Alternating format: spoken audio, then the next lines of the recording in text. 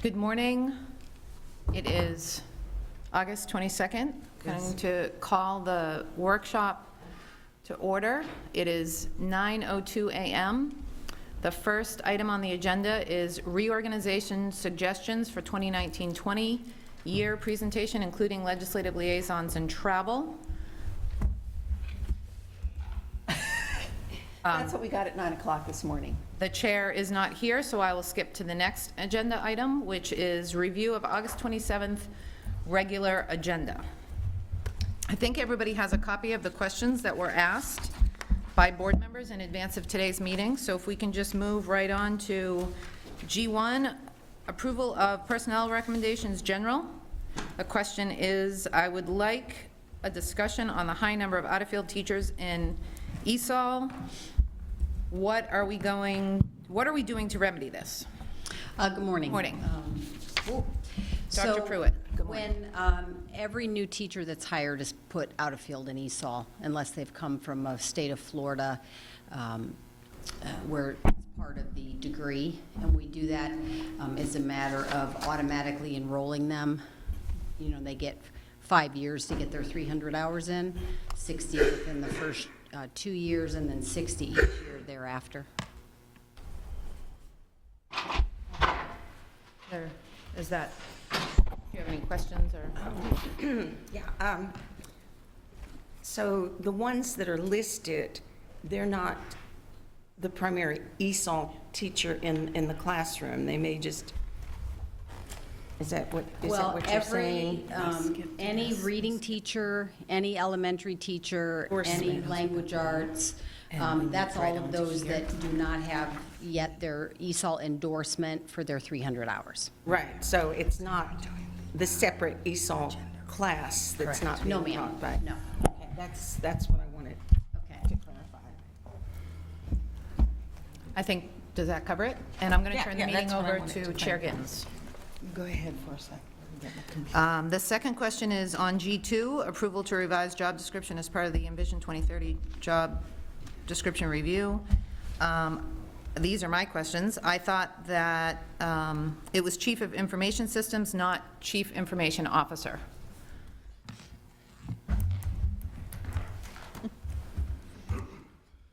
It might sound semantic, but I know there's a big difference. So, good morning. Morning. It is Chief Information Officer, not Chief of Information Systems. It's a globally recognized standard for the senior executive in large organizations, both private and public sector, large school districts included. Okay, great, thank you. Sure. And then the next question is, in the job description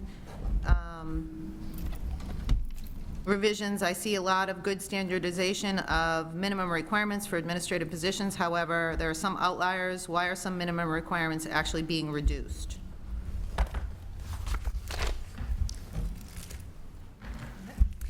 I will answer it then.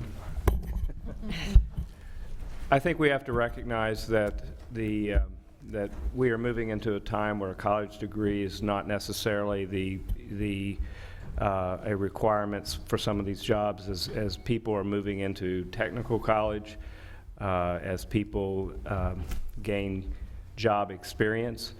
Our job descriptions, and this was a pretty good discussion that we have amongst our chiefs, but job descriptions should describe accurately what the job entails, but also it should be an instrument that would allow us to also attract the right individual to the position, but also not create an obstacle to that position. So what I have found, and what many of us have found over the years, that the most important thing for an individual to be successful in a job is having experience in that job. And I think past performance predicts future performance, and prior experience that's relevant to the job that you're looking for is the most important thing, you know, in finding a desirable applicant. We have found in some cases that, you know, master's degrees can actually be a barrier, and there's jobs that are jobs where you have coordinators, as an example, or even directors, where you do not need to have a bachelor's degree to be successful. In fact, I've seen some of the most outstanding individuals in our current organization that are directors, that I would put some of them against the state, anybody in the state and nation even, and a couple of examples of people who have learned on the job instead of learning in a college. You know, a lot of times a college experience is a very theoretical experience. I think it proves that someone has the tenacity to make it through, you know, a 4-year degree, but in terms of does it adequately prepare somebody for the job, yes, no, maybe, it depends, but actual experience in that does prepare a person for a job. And so that's one of the things, I mean, a lot of these things were considerations when we looked at these job descriptions where we don't think a bachelor's or a master's is necessarily relevant. And so, Ms. Patrica, to talk process with you, what HR has done is come up with that standard, sort of like that best practice standard to try to align the different positions. And then from there, they go to each division, and then that chief and their staff review those to address the things that Dr. Atkins is saying. Then they return that to us, and then we put them into that final format, and then they're submitted. I think that was Ms. Vaughn's question. Yeah, it actually was, and I was looking at it, excuse me, 2 different ways. Sorry. One was, it looks like, and I think this is a good thing, we're trying to standardize. For instance, I went through, and I'm trying to, if the tech person is still here, my computer is still, I can't pull it up. He's coming. Yeah. Anyway, I went through first director, and I clicked on a bunch and tried to compare. It's updating. It should take only a couple minutes. Couple minutes? Yes, ma'am. Oh, okay. Okay. So the standardization that we're looking for, and I understand what Dr. Atkins is saying. Would it not be better, perhaps, to have, if somebody is coming in with just a bachelor's rather than a master's, would it not be better to maybe say more experience? Or I noticed they used to have demonstrated, and a lot of those were dropped. It was kind of hard because there's a whole list, and I didn't print everything out. But there are things, and I still go back to, I know I've said this before, we look at a director, for instance, in maintenance, and we have somebody who lacks the degrees that other areas have, and yet it's a really important job that there are a lot of moving pieces, there are a lot of little pieces on that. So, I understand that, and you're the guys that are writing this up, but I just wanted to voice my concern that, at other positions, for instance, if we had a teacher coming in that had never finished his or her bachelor's degree, but let's say was really strong in English or PE or whatever, we would not hire that person as a teacher because he or she doesn't have a bachelor's. To be a principal, you have to have at least a master's degree. I mean, there are certain things that you learn, and I understand some of it is very theoretical, especially education, a master's in education. There's a lot of theoretical, and yet, and I'm looking at a lot of these positions that were for just bachelors, they're in the financial area. So I'm wondering, do they not, in the financial area, get additional training? It was just a concern, and I mean, I'm going to approve it, but it really is a concern when we don't. I mean, I saw coordinators that had to have a master's degree, and that's way down the chain. And so to me, some of it in the progression doesn't make a whole lot of sense. Some of it, well, I was just going to say that and I think we have to recognize that there are different divisions that are within our organization. And so if you're in the academic services division, you have state requirements to get a teaching license, and so people supervising those individuals would of course have that same degree because they've had that experience as teachers, and then they've moved up in that ladder. If you're in the operations division, however, that may not be the case. You know, someone works themselves up through maintenance or through transportation. They have that work experience. They may not have that master's degree that you would find over in the academic world. And what we're finding in industry is that the degree, I mean, many of these CEOs that are over these huge tech organizations have no college degree whatsoever, and they're millionaires because they're self-taught, on-the-job experience, and we're seeing that to become more and more the norm, whereas the college degree, I mean, let's look right now why we're pushing career and tech ed so much, because career and tech ed, I can go get a skill, and then if I couple that with some entrepreneurship, I can go out and form a business and make pretty good money, versus going to college now and getting a liberal arts degree. You know, those people come out of college with a great deal of debt and have a hard time finding a position. So I think moving forward, we just have to try to recognize that the future and college degrees is going to look somewhat different than it has in the past, and then also recognize that in an organization the size and scope of the school district with operation, with business services, you may not have the need for that master's degree like you would have in the academic world. So this is an attempt to recognize some of those differences. And again, I do know individuals. We had a long time payroll director, and that's in the finance world, that did not have a bachelor's degree. But, in terms of what was the degree of errors that happened in that payroll department, I mean, over a span of, I think, well over a decade, there were practically none. So highly successful career with a high school diploma. Yes, go And ahead. I would just add that I think for a lot of these technical type jobs, our staff engages in professional development and best practices learning within their job areas. So it's not like they're not getting ongoing education. It's just that it's a different kind. Well, and especially in technology, where technology advances much quicker than degree programs do. And there's no obvious relationship between the mastery at a bachelor's degree or a master's degree level and the quality of work that a person is capable of doing. So, I have a couple of questions, and I'm sorry I'm late. Our garage door would not open, but anyway.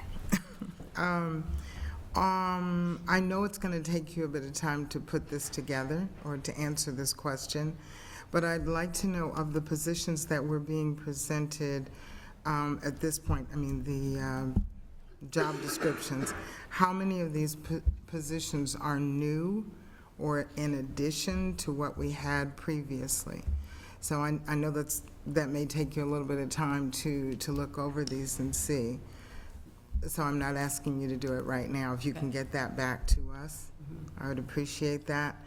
And also on I know it's going back to 2, but on A1601, the Attorney at School Board, I was a little bit concerned about taking out the verbiage experience in and knowledge of school law. I personally feel that should be in there. I don't know if you discussed that. I'm not sure why it was taken out. When we went to market rates and increasing the salaries, then we should be able to get people at that salary rate that are ready to hit the ground running. So, I'm sorry. Well, first, on the first one, because we have certification and education law are eligible for certification, that's the reason that the other line was taken out, because it means the same thing. Redundant. And I didn't understand the second thing you said about, so you're saying they have to have certification in education law? they have to be eligible or have the certification. Okay, all right. Eligibility requires, Okay. I believe, 5 years of experience Yeah. in education. So it's So it built was just a into that repetitive requirement. statement, that's why we took it out. Okay, all And I'm right. sorry, what was the second thing you said? I didn't, The first question was to ask about how many positions that we are no, approving are new. I'm sorry. I meant on the staff attorney, you said No, something. that was the only one on Oh, there. okay, I'm sorry. That was the only Okay. question on that. And then also on E1216, I was confused, is that the lobbyist position, or is that something different?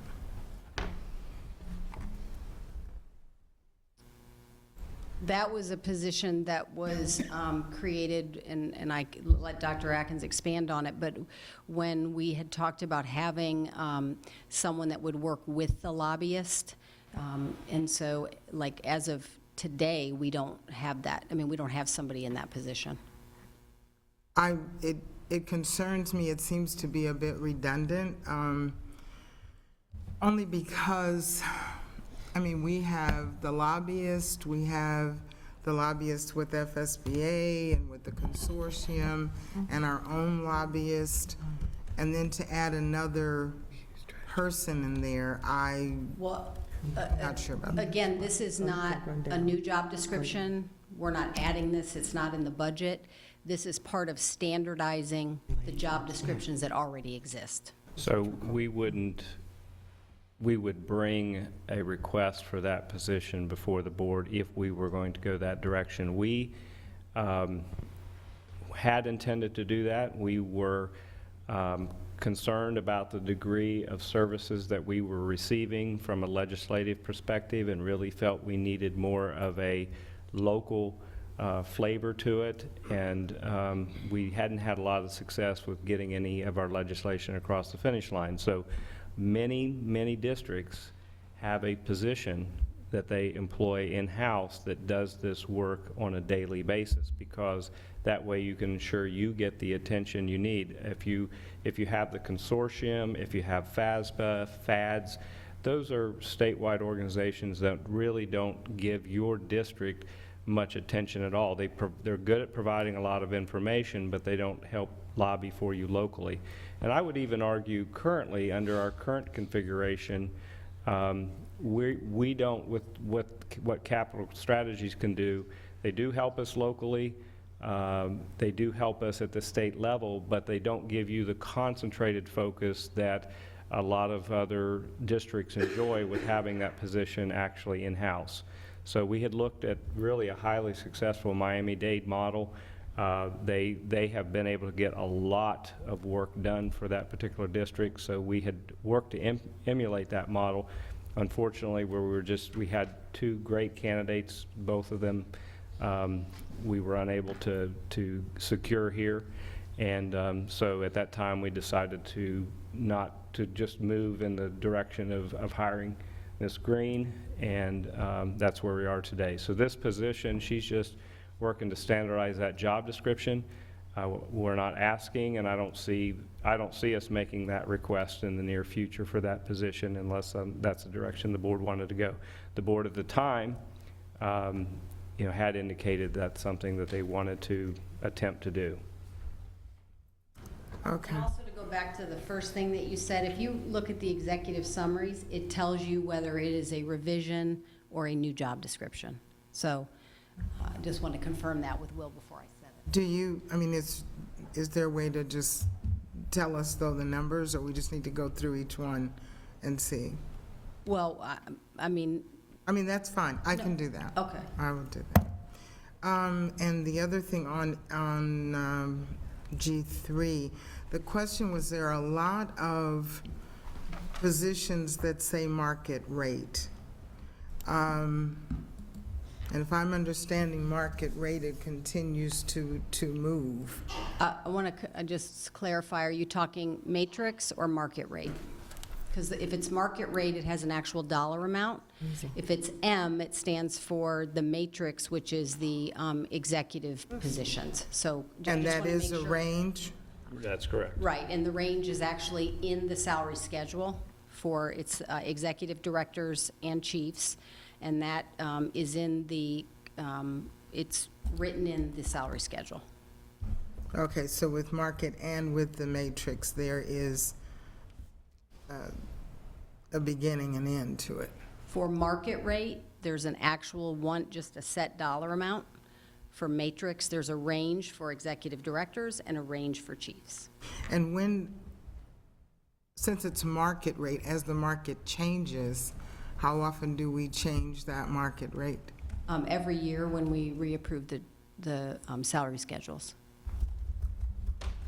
So if we set a salary for one position and the next year across the market, there are fewer, so therefore they're in demand, then you would come back to us to raise their salary again? Correct, that's what we have done. That's what we've been on that path for 3 years now, to transition to market rate so that we can be better equipped to, for example, our HVAC technicians, especially now with all the construction and the growth in the area, we struggle to find those positions. So that is one area that the market rate has really helped us to attract and retain in that position. That's one example. And I guess one of my concerns is, back in December when we talked about market rate, it was to attract the best and the brightest in their field. That was for executives and chiefs. What I'm talking about are the market rate SPALC and salary schedule and positions. Okay. All right, any other questions on that? Yes, ma'am. Thank you. So, the most important thing is experience on the job. As we look at best practices, state regulations, and industry standards, how do we ensure that we have the right people in the right positions? And in revising these job descriptions, have we elicited any input from those people in those positions currently who are doing the job? Because a lot of times, and I've had this experience myself, jobs evolve, as you go. You start out with a new position, and it's like, who knows really what the job is until you get in there and you find out what the need is, which also is a work in progress. It changes depending on statutes and things like that. Right, which is why once HR does sort of the template and the, kind of our recommendation, if you will, it goes back to the divisions, and those folks then, that's where that conversation, they know that work, and they know the people that are in those jobs. And I would say the same would be true, we use a decentralized hiring process in the district, and so that finding that best match is, standards on how to hire that specific in those interview process and questions and so on. Okay. So, is there a market rate or an industry standard for instructional personnel? Yes. Okay, and we are at 50 some odd percentile currently? I think it's between 50 and 60, right? Yeah.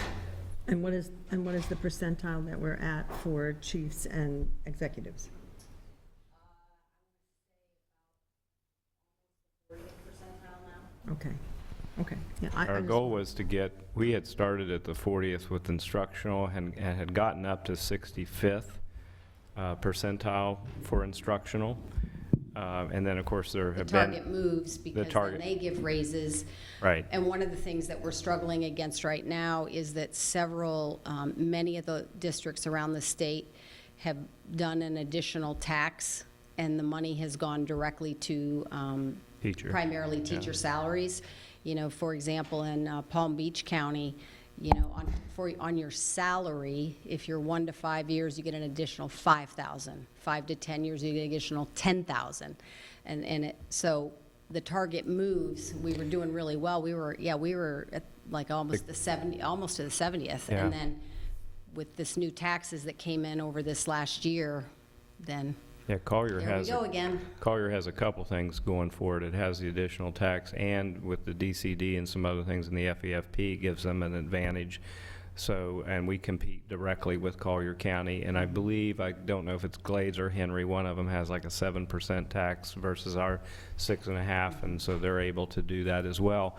Our salaries are better, but their benefits are better in terms of the amount of the board contribution. Yeah, we just, Bonnie McFarland just gave me that updated data, and we continue to be one of the lowest in the state in terms of contribution towards healthcare. Yeah, and we had that conversation last night at Finance Advisory, and what they asked for was that number alone in terms of the contribution that the board makes for health insurance is no good unless we can see how we compare with salary. And Charlotte did this past year pass the additional revenue for teacher salaries as well. So we did all these reductions this past year to try to put as much money as we could in the operations budget, but you're competing against districts that have additional revenue above and beyond what we're able to put toward it because they have that additional tax. Now, on a positive note, Will reminded me that because we went to the market rate for our bus drivers this year, it forced Collier counties back to the table with their bus drivers to up their salary. So, and that's part of the whole market rate with the Spalkin salary schedule, and is so we can be competitive. So I wanted to bring that up for the purpose of the listening audience because of a lot of the conversation that's been taking place. The other question I have is that currently, what's the evaluation process for our chiefs and our executives? You know, because the question comes up, like, what is that person doing? Sure. We use the evaluation document that mirrors what teachers and administrators, it's that same kind of format. Chiefs evaluate the executive directors that were within their division, and then Dr. Atkins does the evaluations of the chiefs. But it's following that same format of all the other evaluations that are done for, not all the other, because we're working on Spalkin N, but it follows TALC and school-based administrators. Thank you. So, so wouldn't it stand to reason that perhaps people in their division would have the kind of input, climate, whatever, you know, like you do with, well, like we've done in the past with teachers and staff being able to have input into the evaluation of their principal? Yeah, and we have, we actually did a pilot 360 3 years ago. I didn't think it was that great because it didn't allow everybody to participate. It was only a handful. The biggest issue, yes, I mean, that's best practice. It's all about the mighty dollar. It's very, very expensive when you have 12,000 employees to do a valid, reliable instrument. So yes, I would agree with you. It's about the resources to be able to do it. I'm just talking about the, you know, like if you're chief of academic, I know that's a huge department, and so there are a lot of executive directors, directors, and so on that could at least have input. You know, I know instances where sometimes a chief might come in and do some new things that aren't popular with principals and or people in that department, and so probably you get a feel for that anyway, but it just seems to me that in any organization, the people that work in the particular division or department really should have, I'm not saying doing the whole evaluation, but sometimes you get a picture of something that you might not notice as a peer or Right. a close peer. Now, I will say, we did do a survey this year that went to all principals Okay. and assistant principals and getting feedback on all of the district staff. And actually was really very positive overall, and we had a very good response rate for that. And that was out of the fact I've thought if we're going to ask teachers to evaluate principals, it's only fair that principals could evaluate us.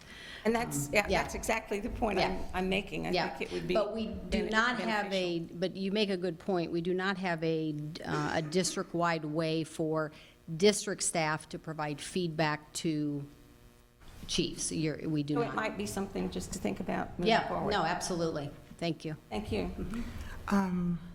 Go ahead. Yeah, I just had one last question along the lines I was at before. When we're doing the hiring and interviewing process, so I noticed that in many cases, there's a small group of people who are doing those interviews and hiring. Do we not any longer include other members of staff of schools and departments, you know what I mean, like other than execs and chiefs? It really depends on the situation. In other words, for example, when we hired, let's say for the Challenger Middle, which we're in the process now, Terry Kennedy was on the team, and she feels she can adequately represent what the needs of the school are, what the staff would prefer. So we make sure that, and if there isn't somebody like that there, then what we have done, even in the last year, is we'll invite, a teacher or an assistant principal or somebody. The goal is to have somebody at the table who knows the staff, knows the school, and can provide input into what is needed.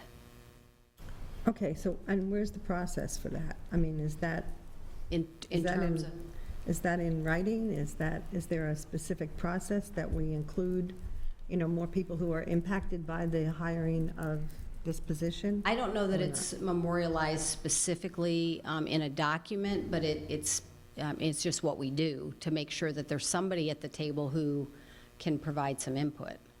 Okay, because I've noticed that on several occasions, that has not been the case, that it's been like the same small group of people making all of those decisions. And I'm just looking at some best practices and things. I think that we would be better served to involve more people who are impacted, whether it be a department person or a school person. So I don't know how that, works and why that's not part of the process. Yeah, again, I'm not aware of what that would be, so you're welcome to share that with me at some point offline. Because any I've been involved in, as far as I know, there's been somebody there, so.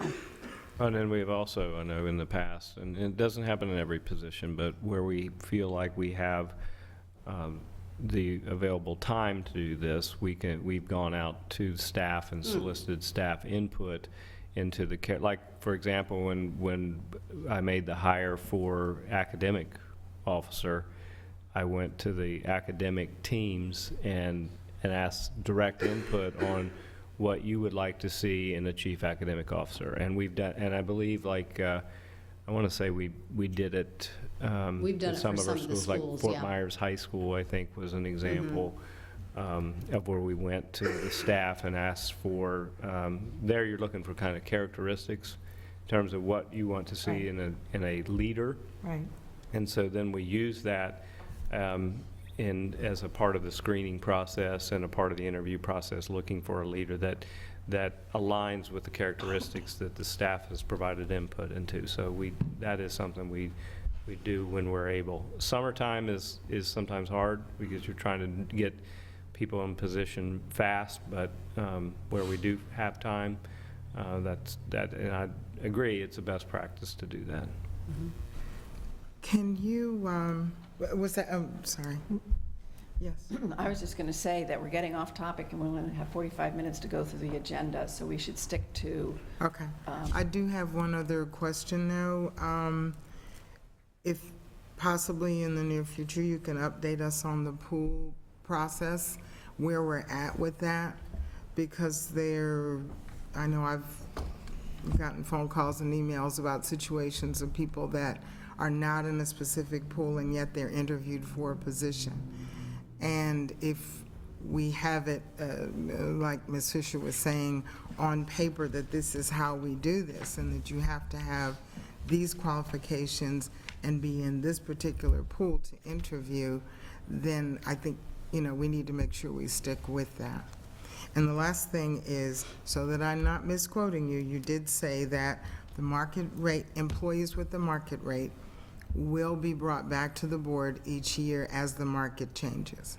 You, as a board, approve the salary schedules each and every year. Okay. Nothing else, thank you. Let's just move down to the last one and be done with all the consent. The last Are one. we good with me then? Is that? I believe so. Okay, thank you. The last one is the operations on the sheriffs. Were there any questions on that? Or did we cover everything on this list? We have all of your questions? This is where we left off. Okay. This is your question? It's mine and Betsy's. The ones that were submitted, Yeah, yes. we're still Oh, on- okay. We're still on the agenda. Okay, so then, I guess we're not done with her yet. Then on G3, we have a question, the Director of Athletics and Activities. Should we include standardization of Booster Club process and procedures? The second one was Seth, answered.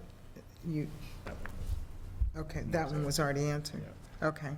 And then, what about safety and security at events? Should there be some mention of coordination or provision of appropriate safety and security at all these events? So, Good morning. hello. Good morning. Athletics and activities falls under the Division of Academic Services. So I brought Ms. LaRosa to the podium today to talk a little bit about your questions, because this is certainly his area of expertise. So I'm going to let him talk to you a little bit about Booster Club standardization, and then as well as the safety protocols. Ms. LaRosa. Okay. Good morning, everybody. I have a little bit of a cold, so bear with me. In regards to the Booster Club process, we can create some general guidelines for the booster clubs. As last year, myself and Bob Brown, we went down to Bonita Springs High School to sit with Principal Estes and his athletic director to help set up some guidelines for them with their booster clubs. So there are some general guidelines, but again, each school is their different entity in their community. And, but as I said, we can give them some general guidelines, and there are some things that they need to pay attention as they set up those booster clubs, because we've also had 2 booster clubs in the last 2 years that have been dissolved by the schools, and we have had to deal with some issues around the dissolving of those clubs. And one of the things that always comes to head in this is the money that is left in the organization. If it is an outside 501(c), what is going to happen to that money? Well, in your bylaws, you had better specifically have that if the club dissolves, that money comes back into the school in an internal account. One of the groups, their bylaws said that the money would go to a nonprofit. And so anyway, if you dissolve the club and there's some hard feelings, the money may not come back into the school. So we worked with Bonita Springs in regards to making sure that that setup is there. I have talked to the athletic directors in regards to the booster clubs. All the schools don't have them. And told them that that those that do, we need to look at the bylaws to make sure there are certain things in those bylaws. Good. If I may. Yes. The impermissible benefit thing, too, is important, and as we have new athletic directors coming in, making sure we stress that so that they're aware that our students can become ineligible, because that's a subject of a lot of the appeals that we get up in Gainesville, right? And I just, as I was looking through the description, it seemed to me that as we get bigger and we grow up to be a school district instead of a district of schools, having those minimum requirements in place would be important. And you're not going to be the athletic director forever. So the person that comes after you, like, you know that booster clubs are an important part of athletics in Lee County, but the person that comes after you might not know that. So having it be part of the job description, I just thought was important. So. Correct, and something new this year that was passed down by the National Federation of High School Sports through the FHSA was everybody that was connected to a program at a school had to undergo training on recruiting. And that did include booster club officers had to go through this training, and that was something that the schools did just at the end of July. Great. And then the next thing with safety and security, I don't know, is that separate from you, or is there a way that you can coordinate with the executive director to make sure we have the safety and security that we need? I know that when I went to the national conference, and again, when I go to Gainesville 5 times a year, every once in a while I pick up something new about safety and security, so it feels like you should be a part of that. Sure, no, I am part of that process, and because it's a collaboration between our department, Rick Parfitt's department, the SROs, and the schools, the principals. And we've had a meeting already once this year, on July 30th or July 30th, we had a meeting with all the high school and the middle school principals in regards to safety and security at athletic events. I'm always in constant communication with other school districts around the state to see exactly what it is that they're doing at their events to increase safety and security. And I've been in contact with Rick Parfitt to do some training.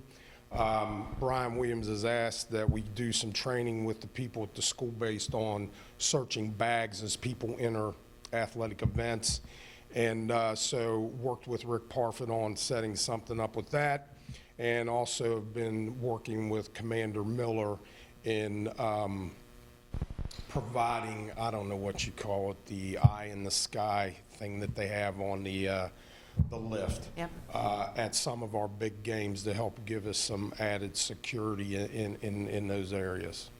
So again, just including that in the job description, I thought was important to, just so people know that that's part of what you do. Sure, yes. Yes, ma'am. Yes, Yes, sorry. ma'am. So regarding safety and security at sporting events, then, there is not a district-wide protocol currently? We do have a district-wide protocol. Last year, we had a district-wide protocol for stadium events. Okay. What we have done this year is, in talking to the superintendent, he wants it now to carry over into the other events. And that's why we, and just so you understand, last year, the bag searching and all this stuff is, of spectators when they would come in, it was denoted that this had to be an administrator that was the person that had to do this. And it prevented us in some of our other venues besides stadiums in order to put that into place because of the design of gymnasiums and so forth. So what we have changed this year is there are other people that are allowed to do the searches at a game other than an administrator. So that's how we've expanded it. But Brian Williams, as I said, he wants to make sure that they have some definite training in regards to how to do this. Yes? I was just, I'm sorry. No, you're good. Okay, I noticed when we were at FGCU as well as FSW, Correct. they have the clear bags Yes. or no bags. So Correct. that's something too that maybe we can look at that, Well, implement we, it or not. we have discussed the clear bags. One of the things that you have to do at FSW, and because I've been there recently, I haven't been to FGCU, but you also walk through those metal detecting devices. Is if you have a clear bag, is all you have to do. The discussion was around, can you really wrap something up in a clear bag so that it's not noticeable? And if we had the ability to have them walk through these metal detectors, that could be a possibility. I will say this, and maybe you've heard differently, I don't know, But as I've been out to the games and standing at the entrances, just observing and watching, we really haven't received a lot of negative feedback on it. I mean, it's almost like they are glad that we're doing this. So, but we'll always constantly talk about adding the clear bag. Just one lady with a diaper bag. That was the only one who complained.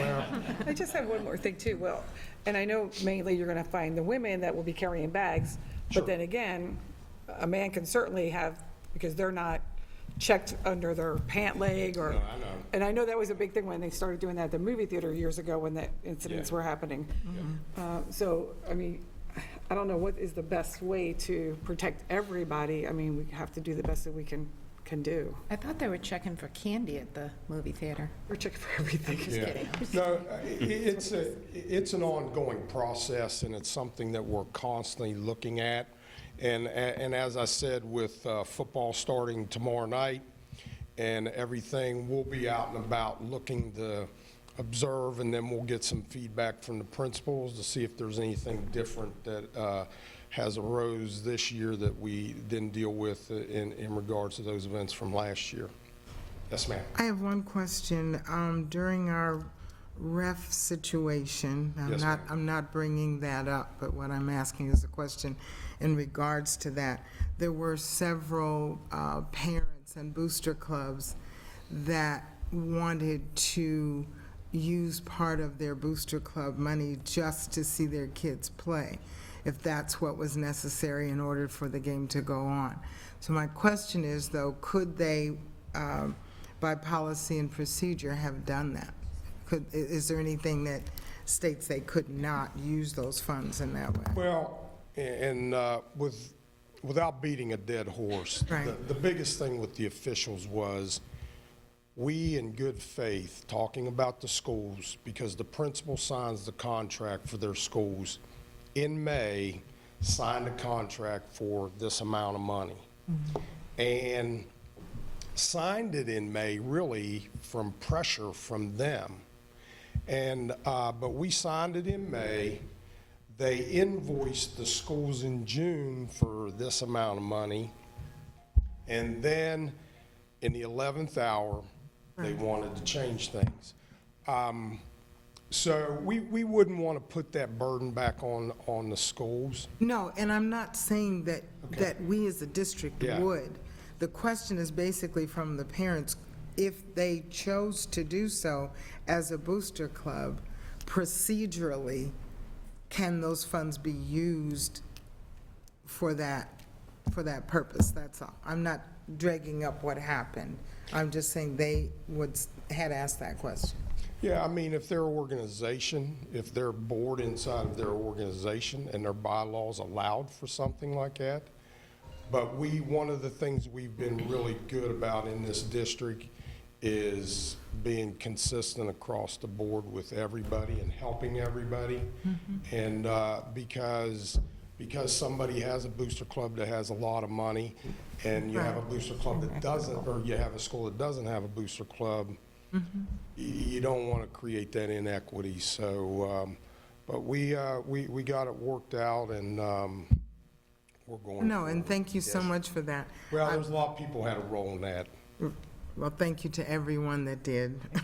And It was a Friday huge- night, we're going to see Yes. the fruits of all of the labor. Huge team effort, and I just want to say that the little bit of a disappointing thing is that there's a huge untold story here about what a great team effort it was, and also, you know, being proud of this district and doing really the ethical thing, I believe, overall. You know, we were fortunate also that we had our business community step up to the plate. You know, so anyway, it took a lot. I don't think we're all aware of everything that went on, but a huge team effort. I'm just really glad at this point, though, that we're going to be playing football on Friday night. And that's the main thing the parents said. They just want to see their kids play. That's it. Thank you so much. Okay. Okay, I believe that covers all of the agenda items. going back to the first thing on the reorganization suggestions, I did not send these out to everyone initially because when I met with Cindy McClung and talking about these issues, and we wanted to present it to you rather than giving it to you and you know, there be any type of confusion. It is not up on for vote or consent or anything today. It is suggestions to be thought about, and it will be brought back up. Since we were talking about legislation and all that today, this came up, and Cindy and I met to discuss it, along with a teleconference with Andrea Messina and also the attorney. So that's why we're putting this forward. And if I can, yes, ma'am. I'm going to ask that we postpone it because none of us have had an opportunity to look at And this. that's, I just said that that's why I just wanted to present it as a whole, as a group, and then you will have time to look at it. So we're just going to present it today to give you and explain so you can have time to think about it. Okay, I have another comment. Yes, ma'am. I just don't feel it's appropriate to bring something new to the workshop agenda that the board hasn't agreed is something that they want to discuss, or what the parameters of that conversation will be. Well, and you won't know that until you see what it's about. And I'm happy to look at it between now and the next meeting. Okay, well, Ms. yes, Fisher. ma'am. Ms. Fisher. Yes. So then, I'm a little bit confused as to where we are in protocol, because to bring something like this to the entire board without the input of the entire board, to me, for one board member to assume that responsibility, to meet with staff and contact FSBA, et cetera, without an agreement from the rest of the board, it is foreign to me. And I'm not sure exactly how this works now, because I don't recognize that this has been part of our practices or follows the rules, and I think that maybe we need to have that discussion, and it can be at another time. Well, And I would just as, agree. and let me just comment on that. Just as other board members have brought things forward for just consideration, that's happened several times in the past, and that's all that we're doing. Okay, and I'm going to weigh in, adding on to what Ms. Fisher said about protocol. This is a situation where staff was asked yesterday to do something in the middle of the night and present something to us first thing this morning. No, that was not the case. Would you explain the meeting that you set to meet with I'm me? not asking about the meeting. I'm asking about the communication that was sent to a staff member requesting that something be done. And No, the there was not. Ms. Morgan, please hold your comments, and Ms. McClung, would you discuss how we had our meeting that was on the calendar and how we got to this point? We met on Monday because Mrs. Gittens had asked me to come, or actually, I had requested what was her question about travel and legislative liaisons, and was that to be brought up in a workshop. So we met to talk about that. And then, so she had asked me to put together some options when we talked about what is the protocol around legislative liaisons, which is not in our protocol manual at the moment. So what are some options around that? And then with travel, you might recall back in the spring, we had met and talked about budget, and that one of the ways to reduce budget, really the only way to reduce budget, was to look at the travel budget, and what were some options around that.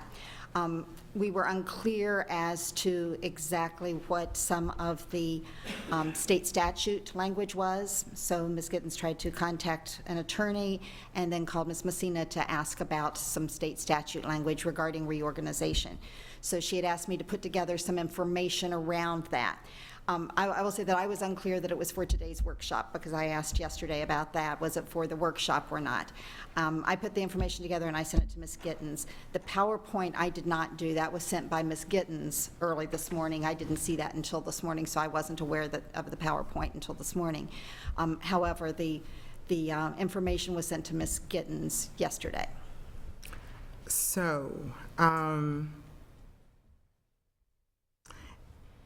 the information that we're going to show you does have an impact on legislative, but if you want to, and also on travel, which are two items that we are going to be discussing today, either now or during the briefing. And I did not step out of bounds to go above and beyond the rest of the board. It was an issue that I was asked, and it was coming up, and I did some research on it. What I was doing was sharing the research with you, not asking for anyone to agree with me or consent. It is information. If you believe we can table it and send it out later, if that's what the board wants to do at this point, may I ask for consensus on that? The consensus is to table it for now.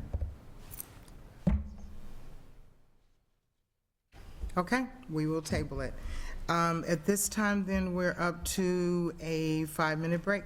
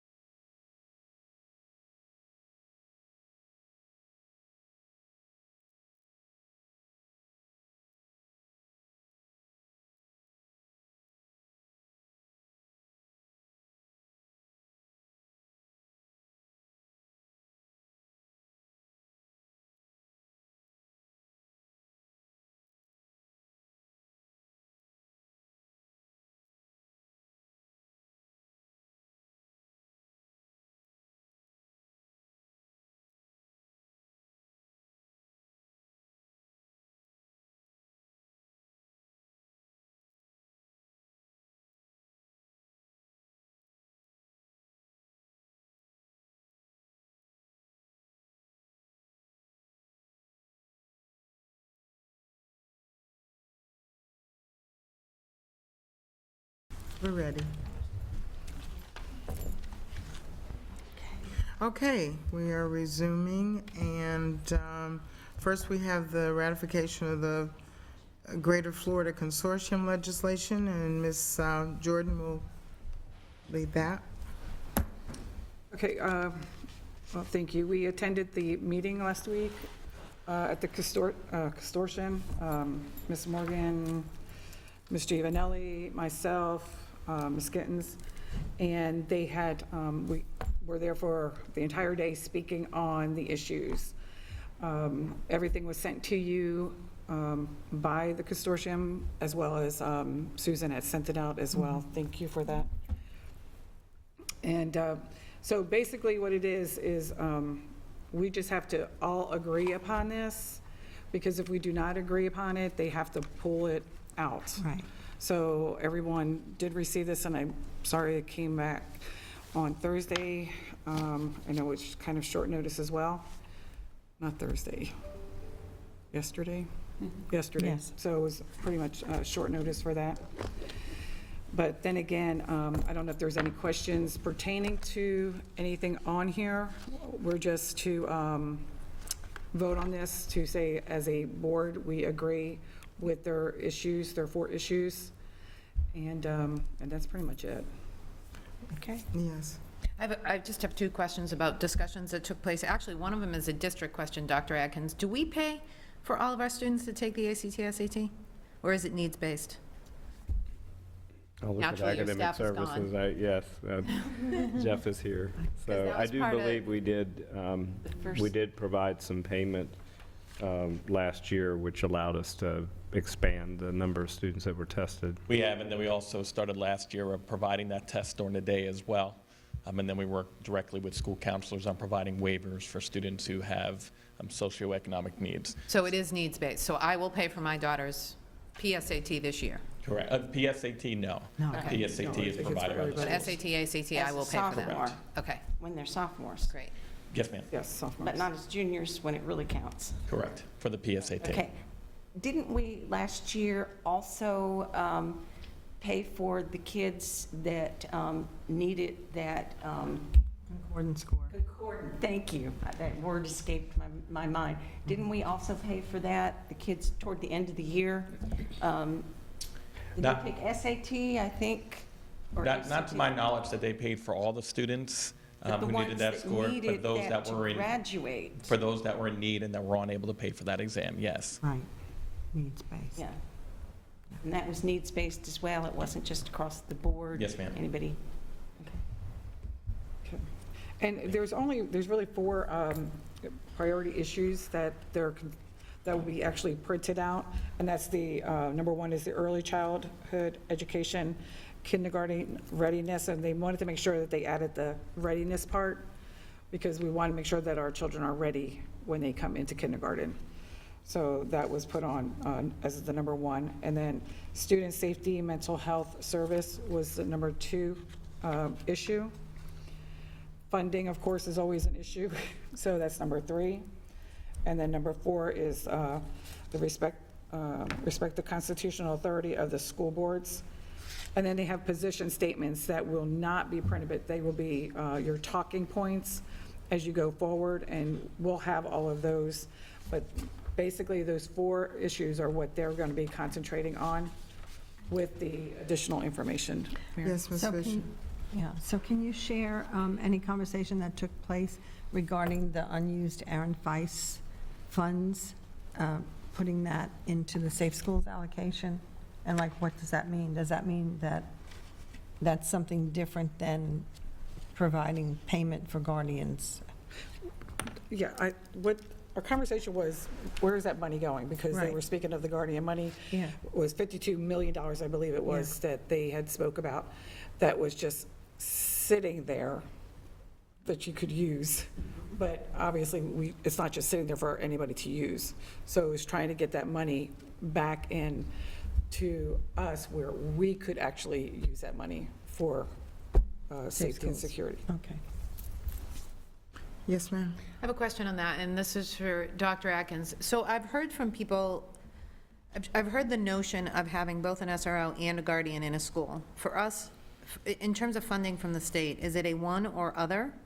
And if we can get funding from both of those state pots, does it make sense for us to consider having a guardian in the schools in addition to an SRO?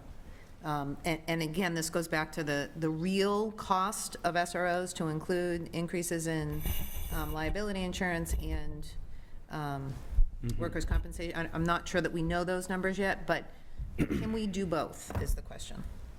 There's always a potential that we could do both.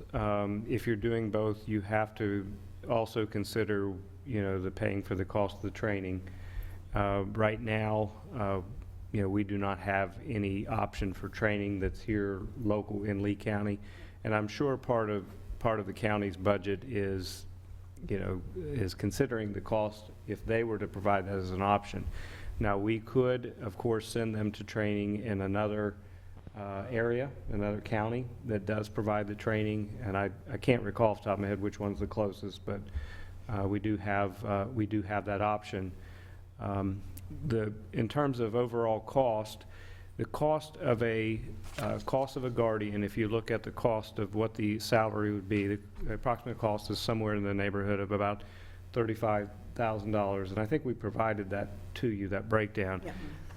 You had the benefit cost, and then you had the training costs, and of course the equipment costs, which put that figure at about very close to the $50,000, which is our portion of the cost share. So the point being that our cost, as far as a school district is concerned, is just about identical as what the cost would be whether we went with the guardian option or if we went with the SRO option. Because we go with the SRO option, we enjoy the additional training, the additional everything that goes along with an SRO. You have additional training, you have the ability for them, they have arrest capability, they have the ability to call upon all the forces of a particular department, which I think I've shared with you personally on more than one occasion, helped me out as a school principal. So we have all of that, plus we have the fact that they can do way more than what a guardian can do in a school building. So, from our perspective, it makes just as much economic sense to provide a school resource officer so long as we have the match on the other side. The question relative to can we access the school guardian funds, I believe we could do that, but we also have to take into consideration, what we're going to have to do with that in terms of getting training. Do we want to bring on the liability, the additional employees, all of those other factors? And quite honestly, I don't want to do anything that would also potentially jeopardize a great relationship that we have with our municipalities at this point. Yeah, no doubt. And maybe that's a more appropriate question if we have another workshop next year for our law enforcement partners, right? Yeah. Maybe, because I don't think that was specifically asked this year. I'm sorry, Ms. Fisher. No, that's okay. So speaking of community partnerships, what some of the municipalities have talked about is how having the SROs in the schools gives them an opportunity to build relationships so that they're more effective and impactful in their community after school hours and are able to oftentimes get information that helps them to prevent crimes from happening. So my question would be then, if these priorities are adopted by the legislature and we do redirect any unused funds to the Safe Schools allocation, because Safe Schools allocation then is part of what we pay our SROs with, right? Yes. So that might be able to help us offset any deficiencies that might come along with any of the cities who are currently our partners and sharing that. Right. Okay. And just a real quick note on what you just said too, they do consider it as like community policing, so it helps them to be engaged. Right. But also, I don't know if anybody's seen where, I believe it was Palm Beach, just got snagged because of their guardian program, they were not being taught by the sheriff's department. So they were having issues with the training portion of that. So they are now retraining. That was just, I heard that last night. But again, these are just things that we have to agree upon. And as they said there numerous times, if it doesn't affect us in a negative way, we should, be okay with voting, because it is definitely throughout the state. It's not our local ones, Right. but it is the state. Right. And I would like to, I'm sorry, you had your hand up? Well, I had another question on page 4, and this might sound like a really stupid question, but I don't pay our cable and internet bill, so I don't know the answer. Do we already impose an internet tax? No. Like, does anybody pay their cable bill at home? Do you pay a tax cut it out. on internet? You do? Nobody seems to know. One of I those don't have things it with all anymore. those fees, and you just kind of Incorporate it. Yeah, but those are usually federal, those, state. Yeah, so we don't pay a separate tax on the internet, or we do? it's in there. Like, I know that there are federal fees, which you and I talked about a little bit earlier today, with the E-rate and all that, but is there a state tax on the internet? Okay, well, the wording of this, collect and earmark an internet sales tax for public schools, led me to believe that we don't currently impose one, because why else would we be asking them to collect? And I have to be honest with you, and these will be my final comments on this. I don't disagree with anything that's in here. Nothing in here is contrary to what Lee County wants and needs for students, so I will definitely vote in favor of it. However, when I read things like collect and earmark the internet sales tax for public schools, to be honest with you, my reaction when I said out loud, when I was sitting there by myself reading it, was they live in a fantasy land. Like, this is never going to happen. And the number of things on this on this list kind of makes it ineffective. I would like to see the group focus more on a couple of really important things that we can really, get behind, and the entire state can advocate, or the entire consortium can advocate for. But that's something that I've been saying since I joined the board, so. And can I make a comment on that? One of the things they discussed at length is that the items after, what is it called, the position statements, are just additional items. Their main focus are those 4 items that are at the top. My concern when I attended the event. Position statements, okay. Yeah, they're just position statements, but my concern is that the reason some of our local things are not even listed in the position statements is that there's a deadline for the consortium, also FSBA, to have our district legislative agenda to them by July 1st. And we were unaware of that. We did not do that. So therefore, when we got there, the basic draft that we started with had the names of different counties, different districts, and we weren't on there because we did not submit ours, so we were not a part of that. This is part of what I was going to talk about in that proposal, that we need to make sure that we have our legislative agenda done in time to be considered with the consortium as well as FSBA and any other legislative agendas that are being put together. And we did not do that this year. Madam Chair. Yes. I need to say that the board member responsible for the legislative agenda brought to this board for almost 2 months before that meeting took place, at least 6 weeks before that deadline, asking for a workshop on this. This was not unknown to the board. It may have been unknown to you, but it was not unknown to the board, and there was a leadership effort to make this happen. I don't believe, as a result of it, that Lee County suffered in its opportunity to present new information at the consortium, because certainly you did. You had the opportunity to talk to people, and you did.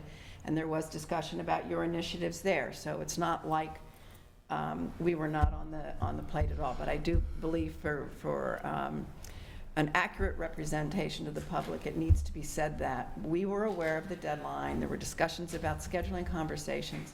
Those conversations were not scheduled until it was too late for us to make a formal presentation to the consortium.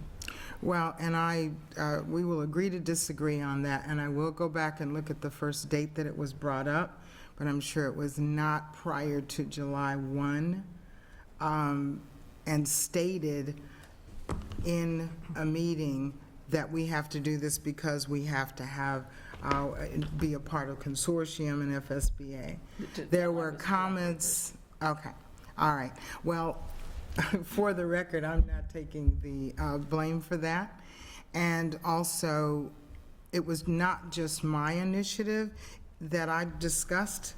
We discussed at the consortium all of the initiatives for our district, and including the mental health piece and everything that we had discussed as a board.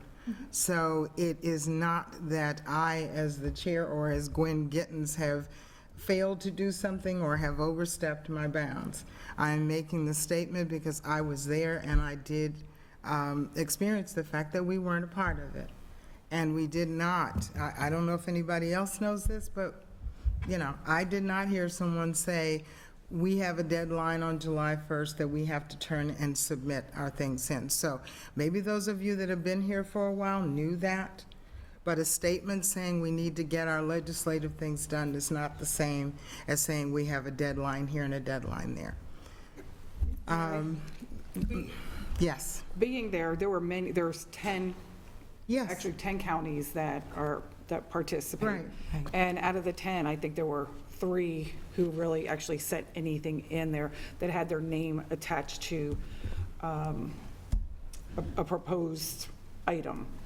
And as far as being told, we have been told numerous times about needing to get these issues ready, the legislative issues, numerous times. Okay, Sitting here on and the let me board. just say this, So I too. know that has been said as well. Board members meet with the superintendent on a regular basis, and the superintendent can set agenda, and I can set agenda, and we as a board can set agenda items and workshop items.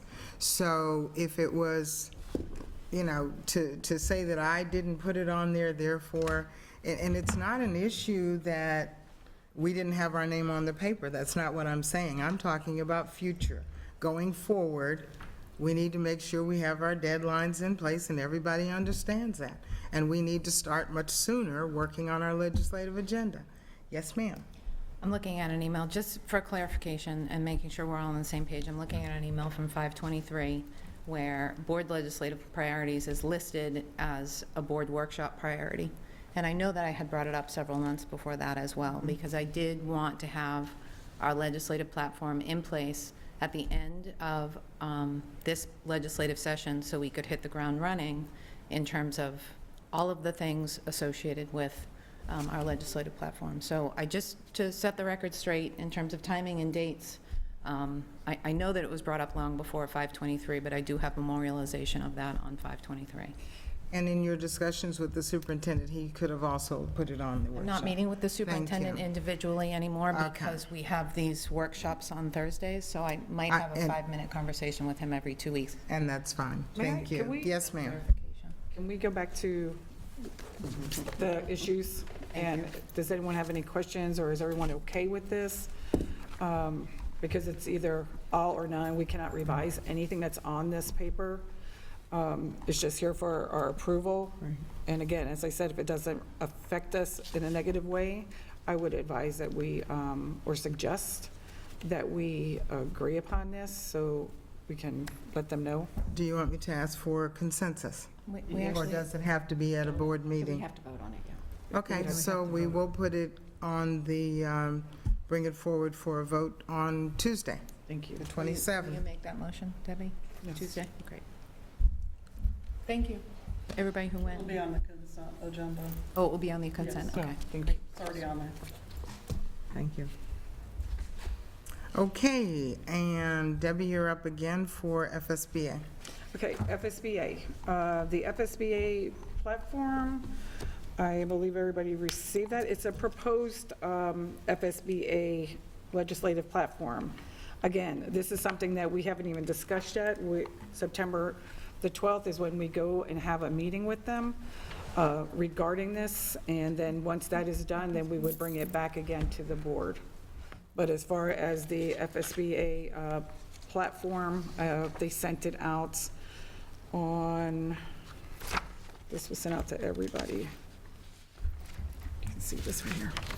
But FSBA sent it to all of us. Okay, oh, yeah. Okay. And Yes. and they continue to send it out constantly, so we are constantly receiving emails from them. But as- 8/16. Oh, thank you. I thought I wrote, oh, yeah, 8/16, I did write it there. Right, you did. Is when they sent it to us. And so, again, we will be discussing this at the September 12th meeting to finalize and adopt. So if there's, in the meantime, if you all will just look at what they have sent us, if there's any kind of recommendations that you may want to bring forward, let me know, and I'll certainly let them know for us. But there's nothing to vote on at this time. Right. It's just information.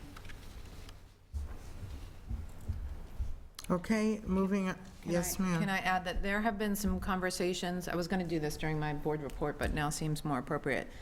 There have been some conversations surrounding the potential unconstitutionality of the requirement that we put in God We Trust in our schools and the student database that we have. Dr. Atkins or Ms. Fisher, you probably know more about the details of this than I do. When there are mental health issues, those are reported and put into a database, and there are some concerns surrounding student privacy issues. And so there was some discussion as to whether we, FSBA, would include in the platform asking the state to hold us harmless in terms of having to defend ourselves if we are sued on those items. So rather than take the aggressive, we're going to sue you because we believe it's unconstitutional, take the less aggressive, we have concerns about the constitutionality of this, but you're making us do it, so will you cover the legal costs in the event we're sued? Does that make sense?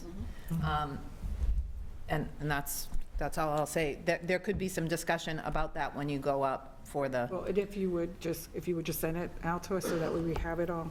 I don't think I have anything in writing on it. I think it was just a phone call that I had, but I'll put something together and send it out. Thank you. Yeah. And is that the meeting on the 12th? Yes. Yeah, I will be attending that as well. I'm on the Advocacy Committee and the Federal Legislative Committee, so I'll be attending that as well.